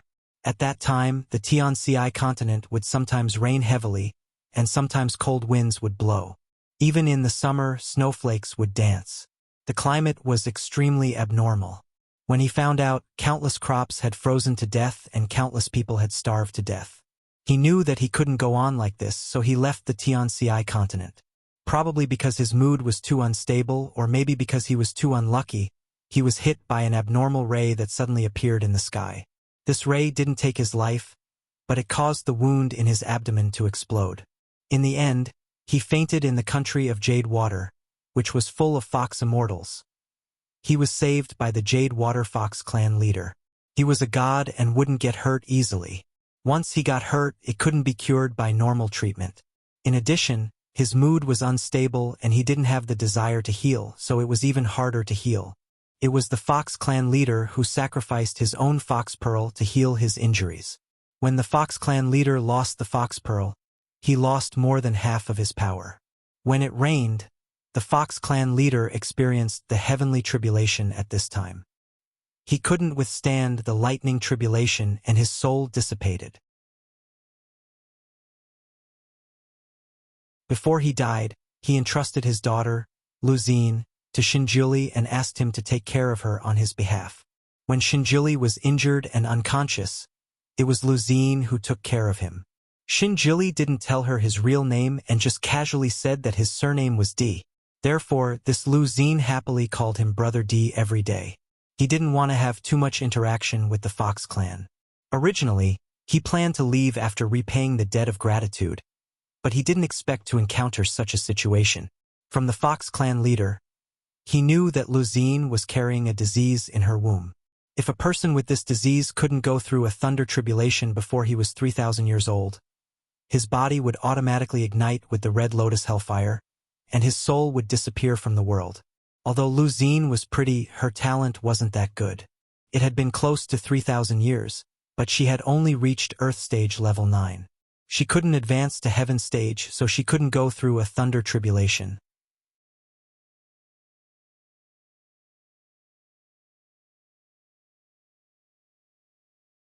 Chapter 1547.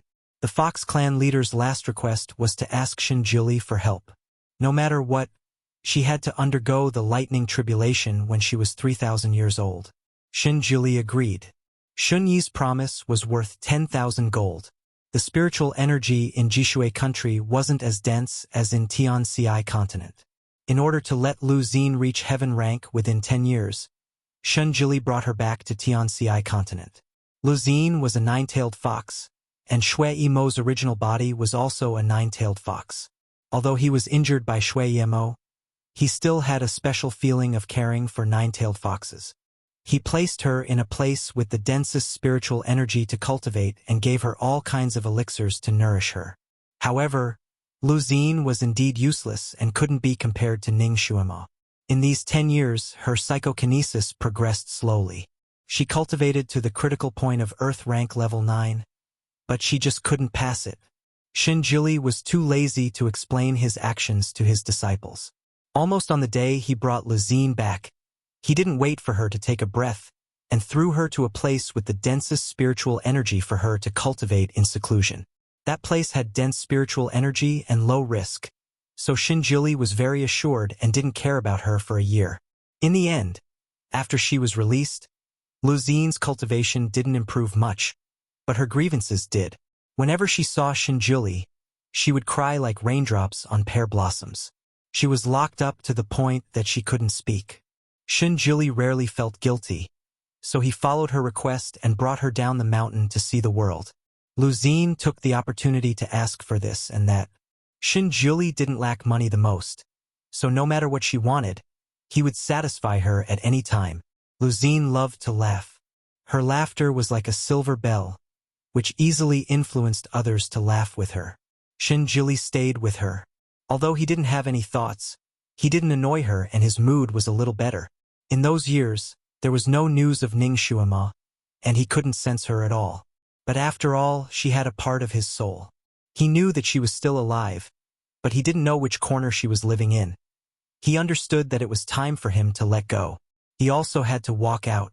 Otherwise, the heavenly bestowal continent would suffer another calamity. Therefore, he was also trying his best to adjust his mood so that he could return to his former self. If he wanted to return to the past, he had to return to living alone. Moreover, he was not in the mood to let anyone else stay with him at the heavenly sound peak. Not even Luzine. Therefore, other than going to places with dense spiritual energy to cultivate, Luzine had always stayed in the small courtyard that the Sun-Moon sect had specially built for her. Every year, Luzine's old illness would act up for 2 days. Shinjili had to use his psychokinesis to support her from time to time in these 2 days. For the sake of convenience, he emptied the miscellaneous hall next to the bedroom. When he was treating her old illness, he let her stay there. Once he had overcome his old illness, he immediately asked her to leave. As the final stage approached, Luzine still had no intention of going through the lightning tribulation. Her body was getting weaker by the day, and her old illness was acting up more frequently. In the end, it was almost once a month. Shinjili knew that he couldn't delay any longer. Since he had promised the Fox clan leader, he couldn't go back on his words. There were only 2 ways to help Luzine go through the lightning tribulation. The first was for her to rise to heaven-ranked level 1. The second was for them to get engaged.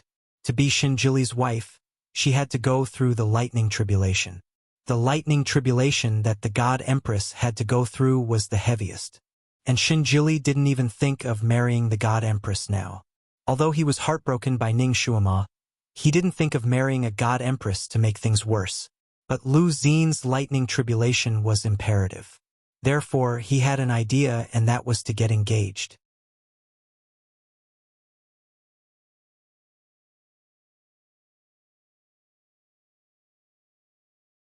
Chapter 1548.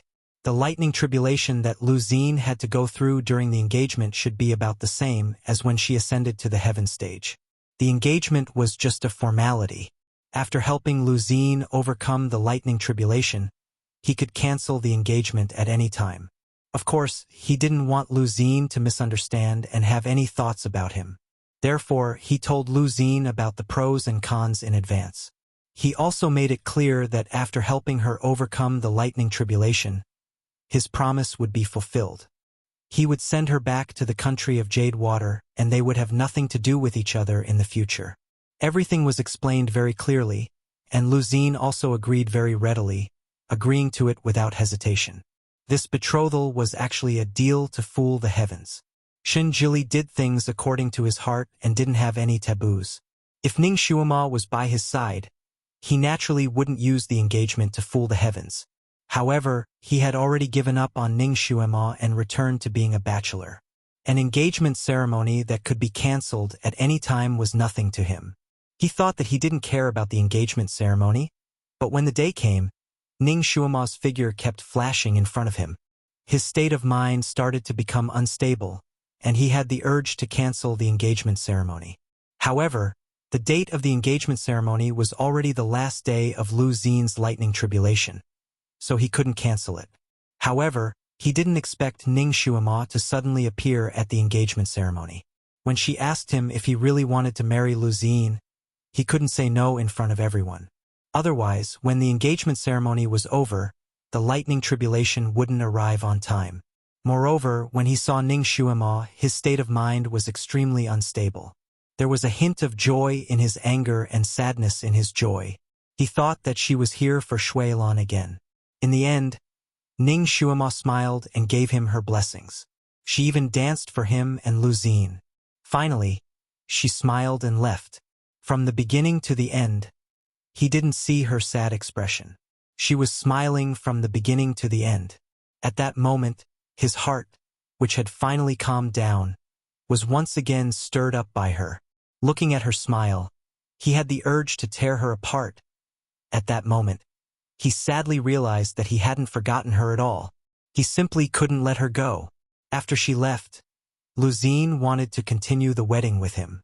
He was frustrated and wanted nothing more than to follow Ning Shuama and drag her back to ask her what she wanted to do and what she was thinking. At that moment, his mind was in turmoil. Luzine reminded him a few times, but he didn't hear anything. It wasn't until the clouds in the sky suddenly rolled and the tribulation clouds appeared that he finally came to his senses. Luzine had actually leveled up at this time. He heaved a sigh of relief. According to their previous agreement, he rose into the sky to block the lightning tribulation for Luzine. Logically speaking, this kind of lightning tribulation didn't mean much to him. However, because Ning Shuima had just come and severed ties with him in such a way, he was often distracted even when he blocked the lightning tribulation for Lu Xun. Probably only a venerable emperor would dare to be distracted while blocking the lightning tribulation. Of course, his injuries were also more serious than he had expected. After blocking the lightning tribulation, his promise to Lu Xun would be considered complete. Naturally, there was no need to complete the engagement banquet. Therefore, after he came down, he didn't care about anything at the engagement banquet and went into seclusion to recover. Before he went into seclusion, he also instructed Yelu Jing and to send someone to take care of Lu Xun. After her injuries were healed, she could be sent back to Jade Water directly. There was no need to repay him. However, he didn't expect that something so irreversible would happen. When he looked back, he was already 100 years old. Everything couldn't go back.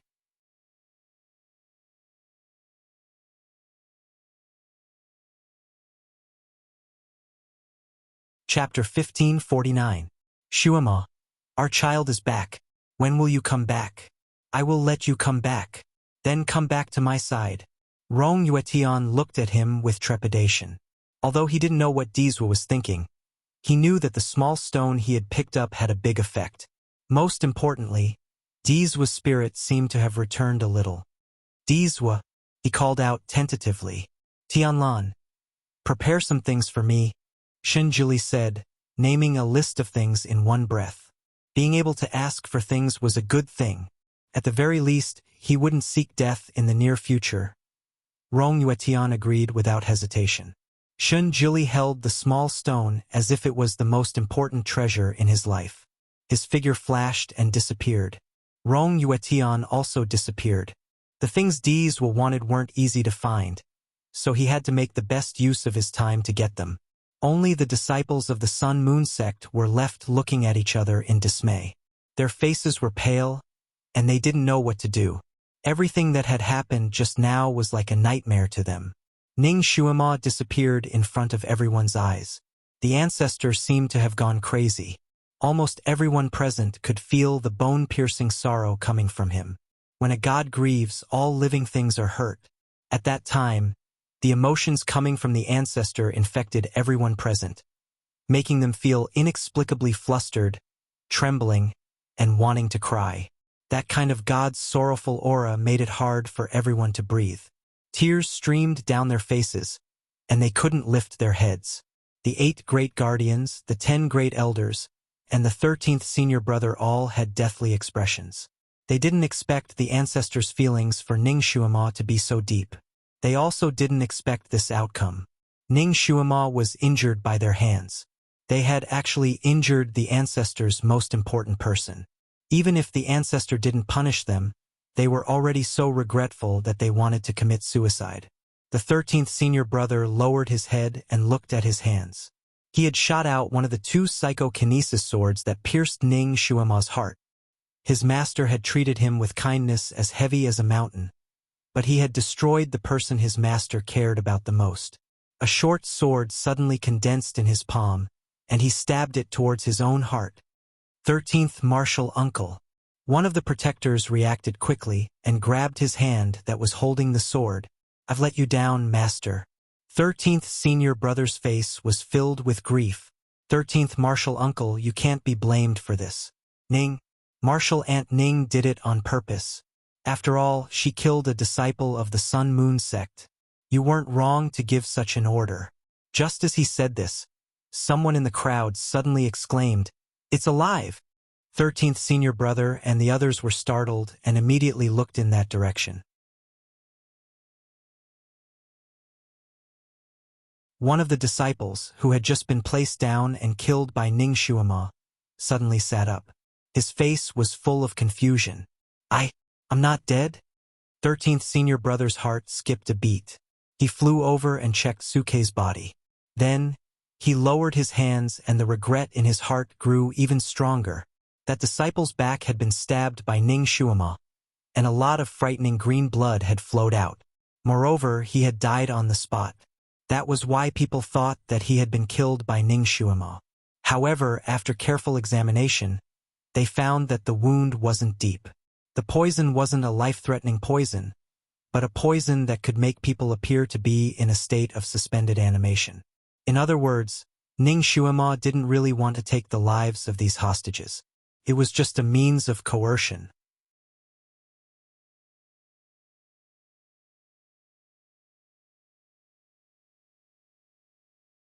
Chapter 1550. In other words, Ning Xuema did not really want to take the lives of these hostages. It was just a means of coercion. Everyone immediately checked the injuries on the other 3 hostages. They were exactly the same as the first one. They believed that they would wake up soon. 13th senior brother took a step back and looked at the direction where Ning Xuema had disappeared. He had mixed feelings. He thought that his junior sister had really turned into a demon and could kill without batting an eyelid. He did not expect. It was his fault. It was because he had taken things for granted that he didn't investigate the specific injuries of the murdered disciples that he made such a huge mistake. He suddenly raised his hand and cut off the tendons in his hand. He then raised his head with sweat all over his forehead and coldly instructed the disciples, "Our sect has made a mistake and caused irreparable losses. Now we are cutting off the tendons in your hands as punishment. When the ancestor returns, we will go to our master and apologize with our lives. Miss Ning is the most important person to the ancestor. Although she is dead, we have to clear her name. No one is allowed to disrespect her." The Sun-Moon sect was the #1 sect in the world. When it wanted to clear someone's name, it was naturally very easy. Hence, a few days later, when people mentioned Ning Xuema in the Tianxi continent, no one dared to slander her. The martial arts world was spread about her deeds of saving people. There were even some commoners who started to set up a memorial tablet for Ning Xuema and offer incense. These were all stories for later. After more than 20 years, Marquis Ning's residence still maintained its original look. The current owner of Marquis Ning's residence was Tom. He managed Marquis Ning's residence well. The pavilions and terraces were still the same. The only thing that changed was the people who used to live in Marquis Ning's residence. The servants had basically all changed. Uncle Zhong had also passed away. When Shun Juli arrived, he did not alarm anyone in the residence. He directly entered the house where Ning Xuema used to live. It was obvious that Tom was still very loyal to Ning Xuema. After so many years, there was not a single change in the furniture. Every item was wiped clean. Even the comb and mirror that she used in the past were still there. It was as if she was still living here and had never left. Shun Juli slowly sat on the gums, his fingers gently stroking the bedding. Although Ning Xuema hadn't lived here for long, this was her first stop in this world. Therefore, if she still had a remnant of her soul, perhaps there would be a trace of it here. Everything was still the same here. Shun Juli sat there, and it was as if he could see the woman he yearned for day and night was still here. He sat with his eyes lowered, and a familiar pain came from his heart. Xuema, Xuema, no matter what, I will definitely bring you back. I don't believe that I won't be able to save you even if I use all my strength. He moved his finger and was about to use the soul-searching technique when a voice came from his sleeve. "This is the place where my mother lived? I want to see it." The voice was extremely tender and childish, but the words spoken were very adult. Shun Juli didn't say anything. He took out a small blood-red stone from his sleeve and placed it on the table. The blood-red stone flashed and appeared to be semi-transparent. There was a small fetus swimming happily inside the stone. Shun Juli studied the stone for a long time, but he still couldn't figure out what it was. However, he could see that the spiritual power of this stone was very strong. Although it looked very small, the space inside was very big. His son's soul could happily roll around and grow in it.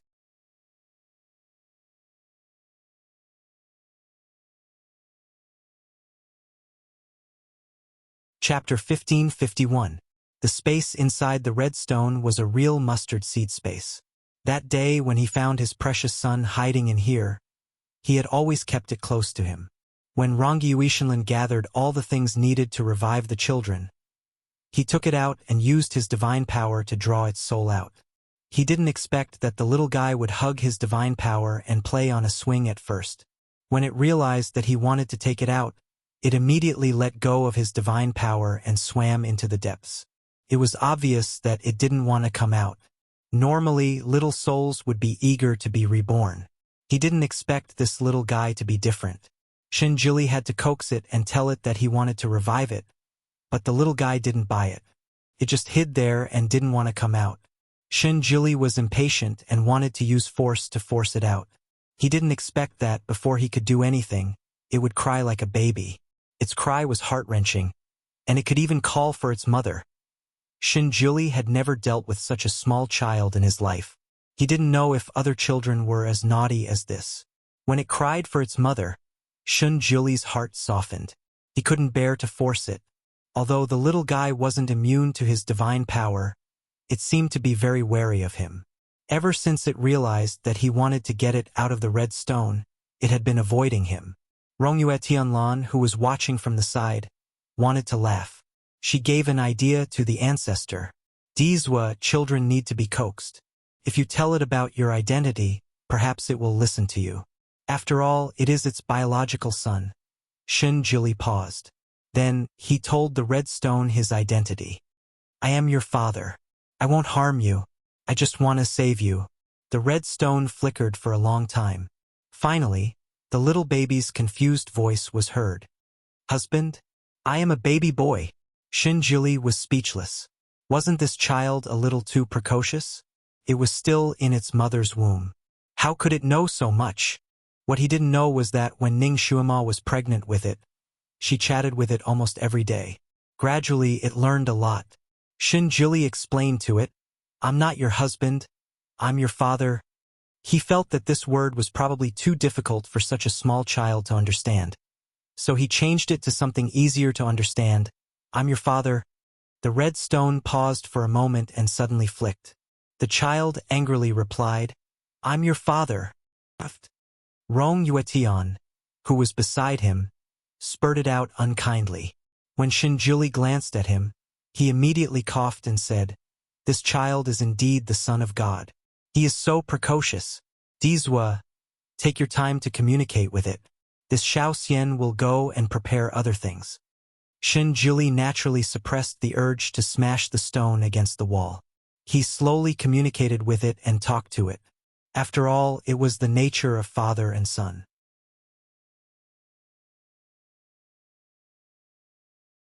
After some difficult communication, the child finally acknowledged him. Through the conversation with the child, Shinjili also knew that there was another universe inside the red stone. It was simply a natural place to nurture a fetus. The child had only stayed here for a few days, but regardless of whether it was wisdom or soul, it had become much stronger. Shinjili originally planned to cage the child in his body after he was resurrected and nourish it with his own flesh and blood. Now that the stone had this function, he didn't need to force the child. However, it wasn't appropriate for the child to be in a soul state. Therefore, he took out the small body he had made for the child and let the child's soul enter it by itself.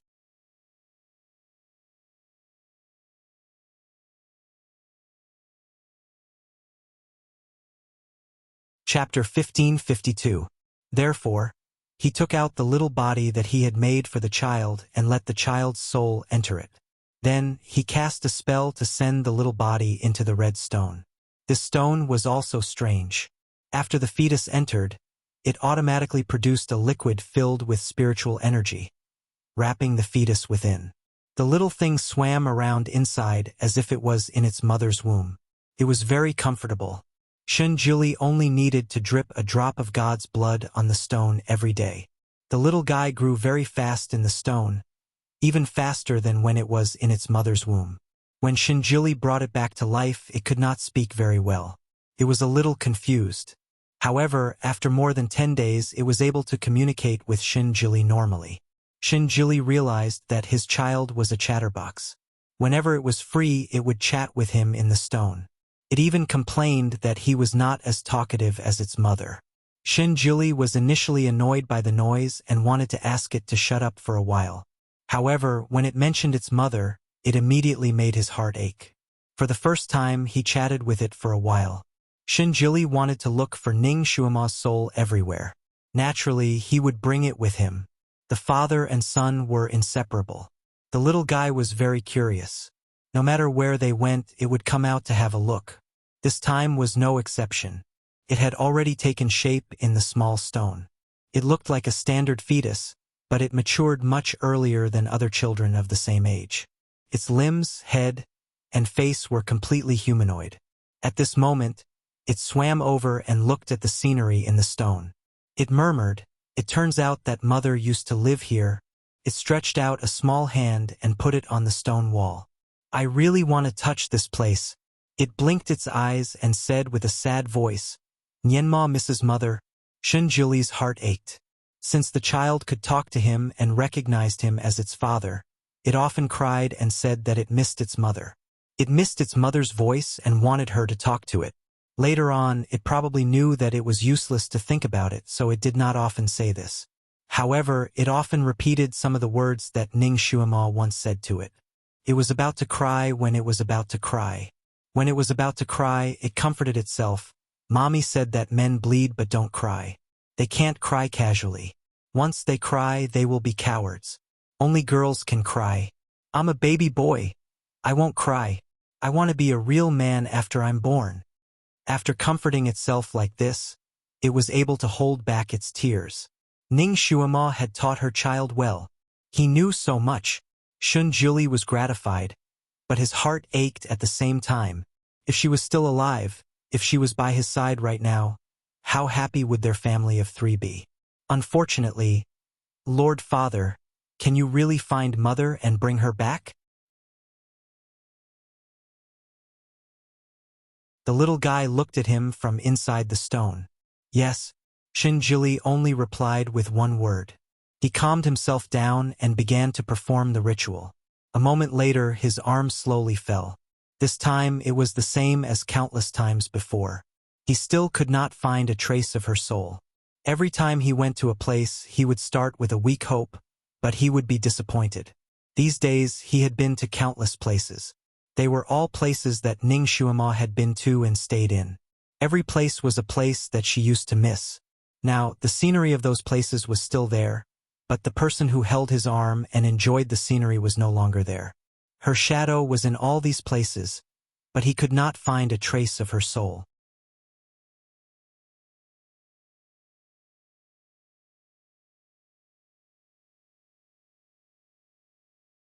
Chapter 1553. She really didn't seem to have existed in this world.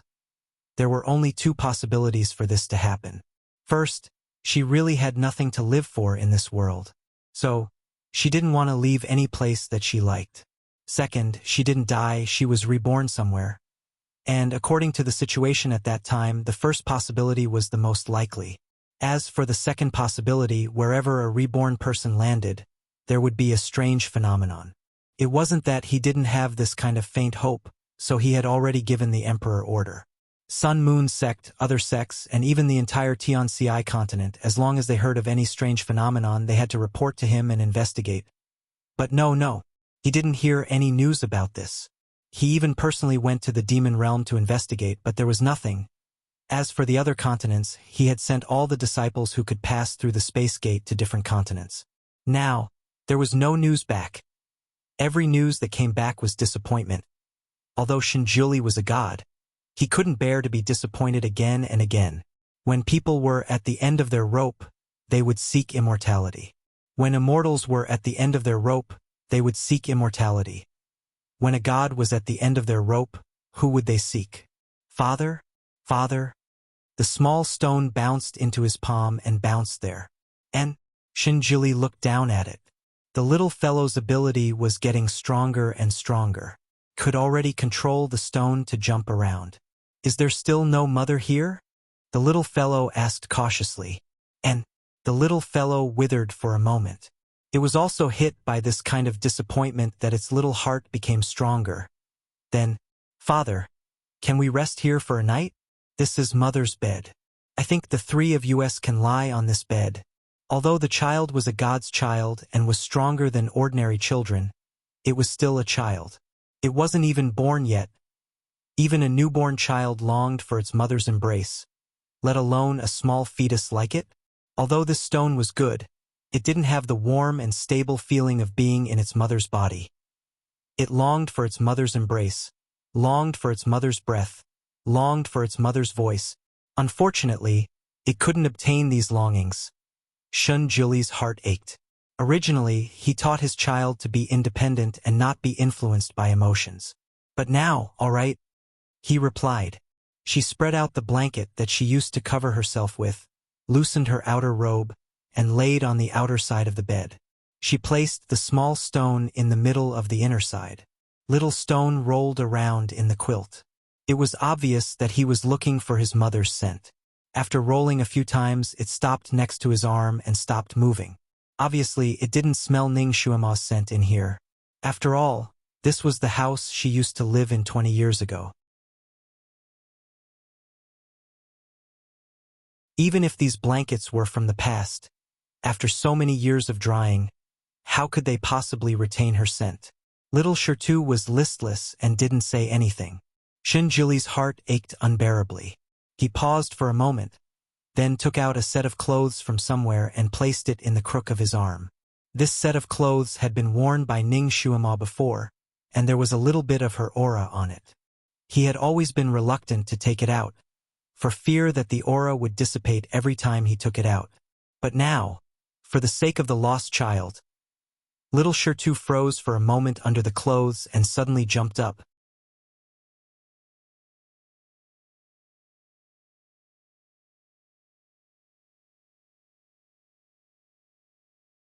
Chapter 1554. Little Stone froze for a moment under the clothes. Suddenly, he jumped up and directly jumped into the clothes. He rolled around in the clothes. Mother! Mother! Mother's smell. It seemed to be crazy with joy.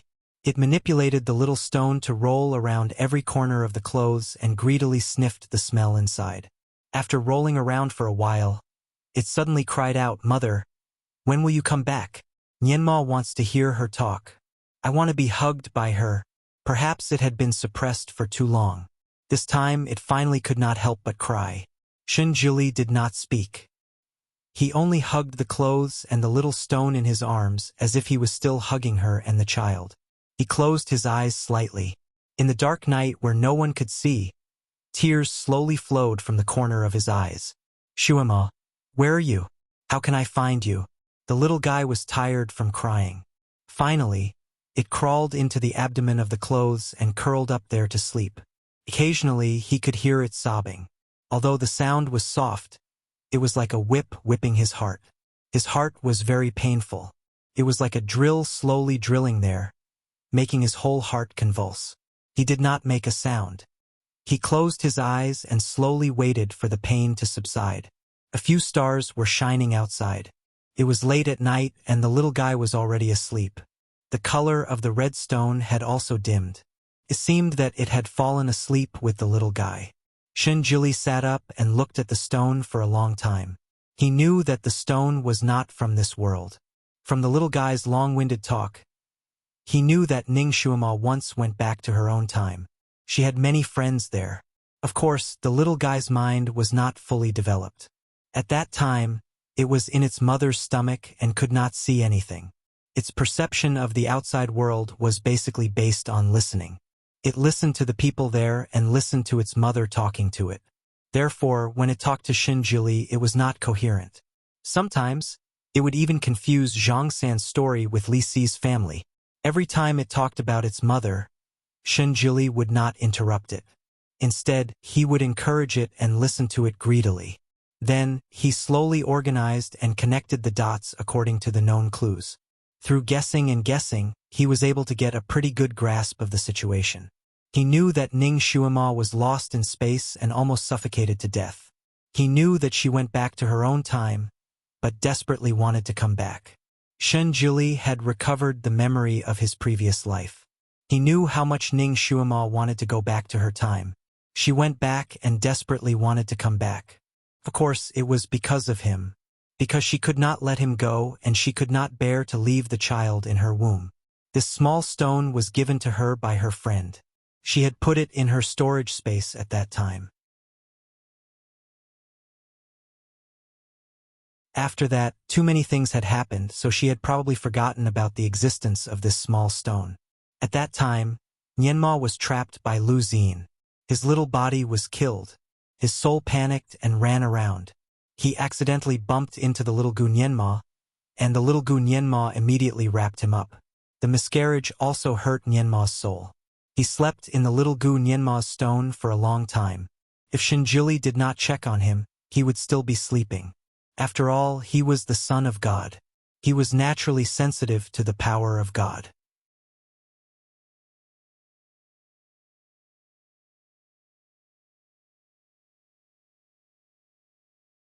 Chapter 1555. After all, it was the Son of God, so it was naturally sensitive to divine power. Therefore, after it stayed by Shinjili's side, it recovered faster and faster and became more lively. Now, the child was safe, but the child's mother was nowhere to be found. Shinjili sat alone in the quiet night for a long time before he got out of bed. He picked up a pen and paper and started to draw. The person in his memory was very clear. He could draw her appearance even with his eyes closed. As he drew carefully, a woman gradually appeared in his drawing. Her lively eyebrows and slightly curved red lips were all in his memory. He stood in front of the table and drew one picture after another. Each picture was of her in a different form. Some were smiling, some were angry, some were shy, and some were proud. Every picture was of her, and every picture was vivid. It was as if the person in the picture was looking at him. His heart seemed to be hurting more and more. On the contrary, he liked this pain. Only with this pain could he feel that he was still alive. It was as if he was punishing himself. He couldn't draw a picture of sadness. No matter how much he drew, no matter how vivid his drawings were, they were just drawings after all. He couldn't touch her, hear her, or feel her. The paper on the window gradually became clear, and the sky gradually brightened.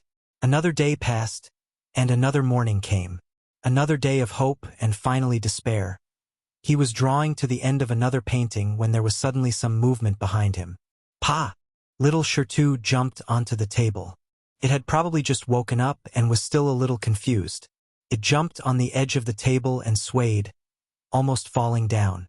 Shinjili caught it and put it on the table. Be careful! Little Shertu swayed again, and the little guy's gaze fell on the painting. Is this mommy? It's so beautiful. Your mommy is the most beautiful. Shinjili replied. In this world, in his eyes, there was no woman more beautiful than her. The little guy was obviously happy. It jumped on the painting. This is the first time I've seen mommy. It stretched out its little hand and put it on the stone wall, as if it wanted to touch the hand of the person in the painting. This hand had gently touched it through its belly countless times, letting it feel the warmth of being protected.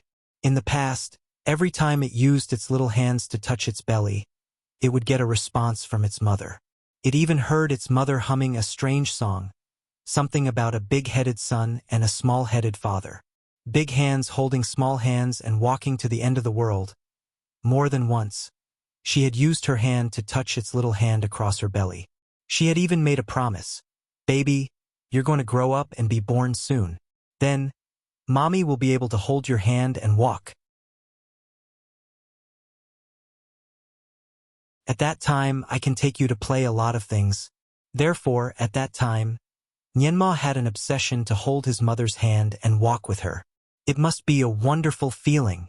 Now, it finally saw its mommy. Mommy was as beautiful as it had imagined. But she refused to raise her hand to match fingers with it. Nianma felt a little wronged. He tried to kick it with his little feet and nudge it with his little butt. The painting was just a painting, and it would not give him any response. In the end, it simply jumped onto the hand of the painting. Mommy, hug me. Shinjili felt a suffocating pain in his heart. Some of the little guy's unconscious movements often made him have the urge to cry. He put down the brush and held the little Shertu in his palm. He touched it with his finger across the stone wall. Father will be with you. In the future, Father will hold your hand and walk with you. He could not continue.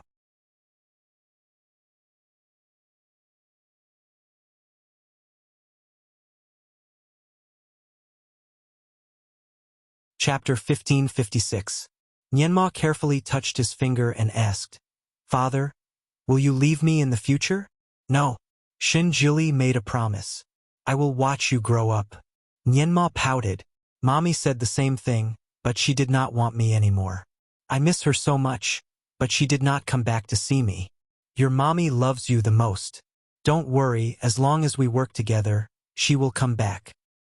"Well, let's look for her again." It was easy to coax a child. He was finally happy again. He jumped on the table again and looked at the stack of paintings. "There are so many mommies. Can I have one to look at?" While he was talking, he had already stretched out his little hand and tried to pull a painting across the stone wall. Perhaps he had practiced a new skill in the stone wall, or perhaps he was obsessed with it. The painting flew automatically as if it was pulled by an invisible hand and drilled into the stone wall. When Shinjili wanted to stop it, only a corner of the painting was left. Little Nyenma cheered from the inside. It really came in. Oh, it melted. The paper was just ordinary paper, and the painting was just an ordinary painting. Naturally, it was not waterproof. However, there was amniotic fluid around little Nyenma. When the painting went in, of course, it became soft and wrinkled.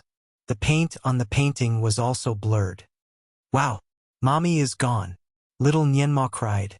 Shinjili was annoyed. He quickly cast a cleaning spell to melt the paint inside so that the liquid inside would not be contaminated and make the little guy sick. After everything was done, he added a small waterproof wizardry barrier on one of the paintings. Then, he used a spell to send the painting in. Finally, the little guy was happy again. Shinjili suddenly seemed to notice something. He waved his sleeve and put the small stone on the table into his sleeve. There was a sound of footsteps outside the door. The person paused at the door. "Shuemo, are you back?" The voice was young and magnetic. It was a little retroflex and the tone was a little strange. Shinjili was slightly surprised. It was Tom, the chastity-testing beast. He coughed lightly and said coldly, "Come in." Tom was startled. His hearing was amazing, so he still had a deep impression of the ancestor's voice. After being stunned for a moment, he immediately pushed the door open and entered. "Greetings, ancestor." Shinjili waved his hand and asked him to get up. His fingers moved slightly, and a wisp of aura quietly circled around Tom. Then he lowered his eyes. Tom didn't have the aura of Ning Shuama's soul. Tom was still a little uneasy when he saw the number 1 person on the continent. Ever since he became a human, he had also grown up. However, the speed of his growth was a little slower than that of a normal human. She looked like she was about 16 or 17 years old. Shinjili didn't usually talk to people casually, but now he talked to Tom for a while. He knew that Tom and Ning Shuama were from the same era. He wanted to know more about that era and their transmigration experience. He now suspected that Ning Shuama had returned to her own era after the calamity. However, when Tom passed through the Dream People, he fell unconscious and woke up as a beast. Although he was familiar with the things of that era, he didn't know how to go back. Shinjili didn't get any valuable clues from him, so he turned around and left. "Father, where are we going to find Mommy?" A voice came from his sleeve. Nyenma was very curious. These days, his father had taken him to many places. The ice field, Mount Yuehua, Chongkong Kingdom.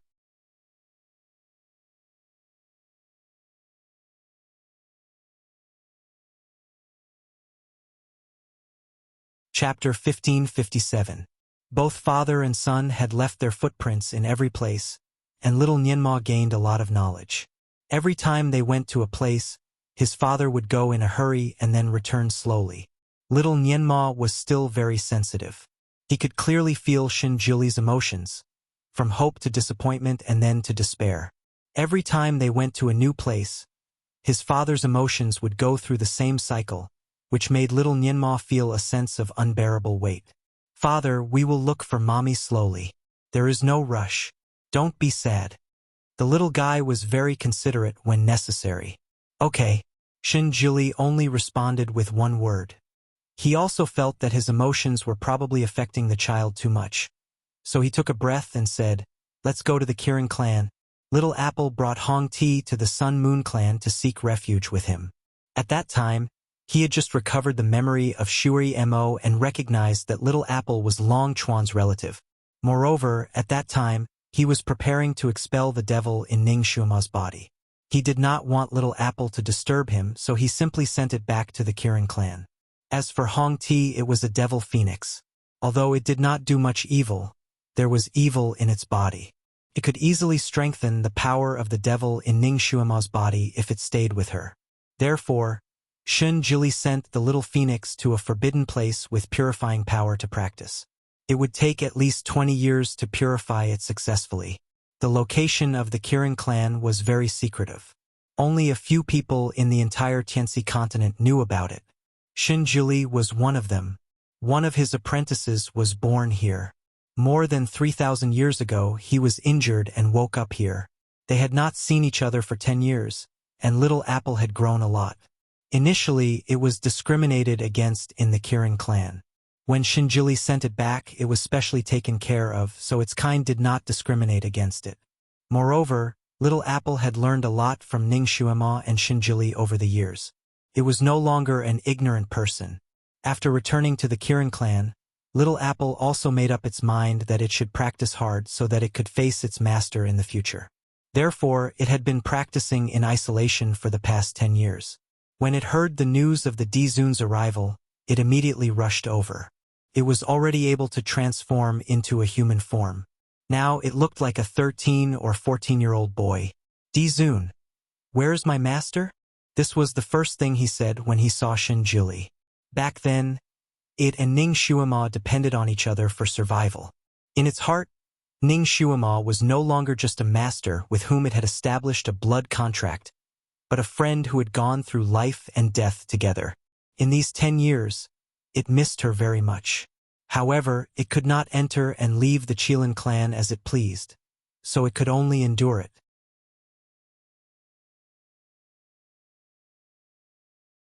The Qilin clan was isolated from the rest of the world and was not on the Heavenly Bestowal continent. Therefore, the events that happened on the Heavenly Bestowal continent did not reach the Qilin clan. Little Apple didn't know that Ning Shuima had gone through a tribulation and her soul had been destroyed.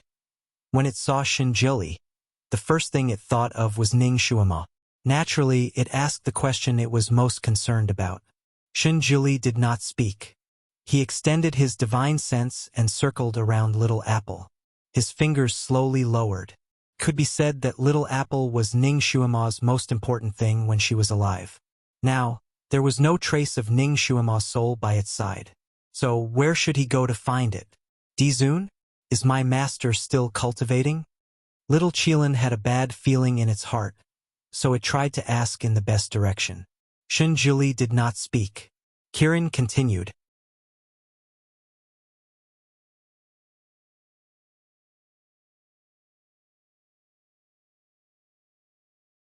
Chapter 1558. Shinjili did not say anything, so Kirin continued, Dizun, I don't think we should let her stay in one place to practice. She is so outgoing, and it will be very uncomfortable for her to stay in one place all the time. In fact, I am also practicing. Why don't you bring me back? I can practice with her and relieve her boredom.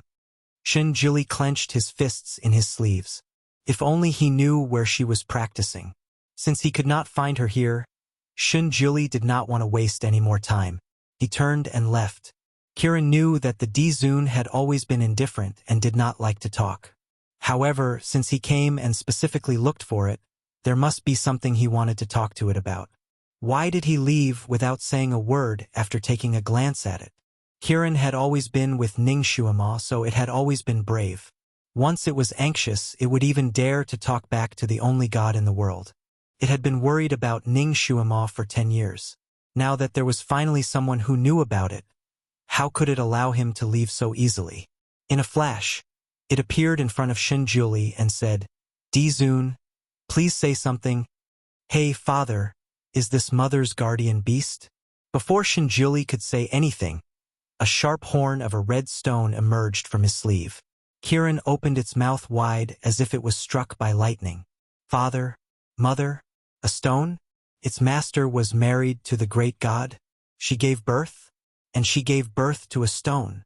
These three nouns were simply three thunderbolts, shocking the little Qilin so much so that it couldn't come back to its senses for a while. I want to see it. The red stone jumped out of Shun Jili's sleeve and directly jumped on Kiran's head. Kiran was speechless. It was stunned. Shun Jili still did not say anything. He still spoiled his son very much. Since Nianma wanted to see the Kiran, he would let him have a good look. Thus, with a wave of his sleeve, Little Apple's body shook, and it immediately returned to its original form, a majestic green Qilin beast. Little Stone bounced and rolled around on its body. Your scales are so slippery. The colors are beautiful too. Zun. It is? It's my master's? The little Qilin stood there stiffly and couldn't speak clearly. Master was clearly a human, so how could he give birth to a stone? Could it be that the ancestor's original body was a stone? It was really possible. The ancestor was so cold and stubborn that he was really like a rock. Kiran's mind was instantly distracted. The little rock was still bouncing around on its body, but it didn't dare to move. It was afraid that the little rock would fall to the ground and cause problems. After little Shirtu had enough of jumping on its body, he flashed again and jumped between its eyes. Kiran hurriedly raised its head and focused its eyes in the middle. It almost became cross-eyed. Darling, slow down a bit. Is your mother really Shuemo? Yes.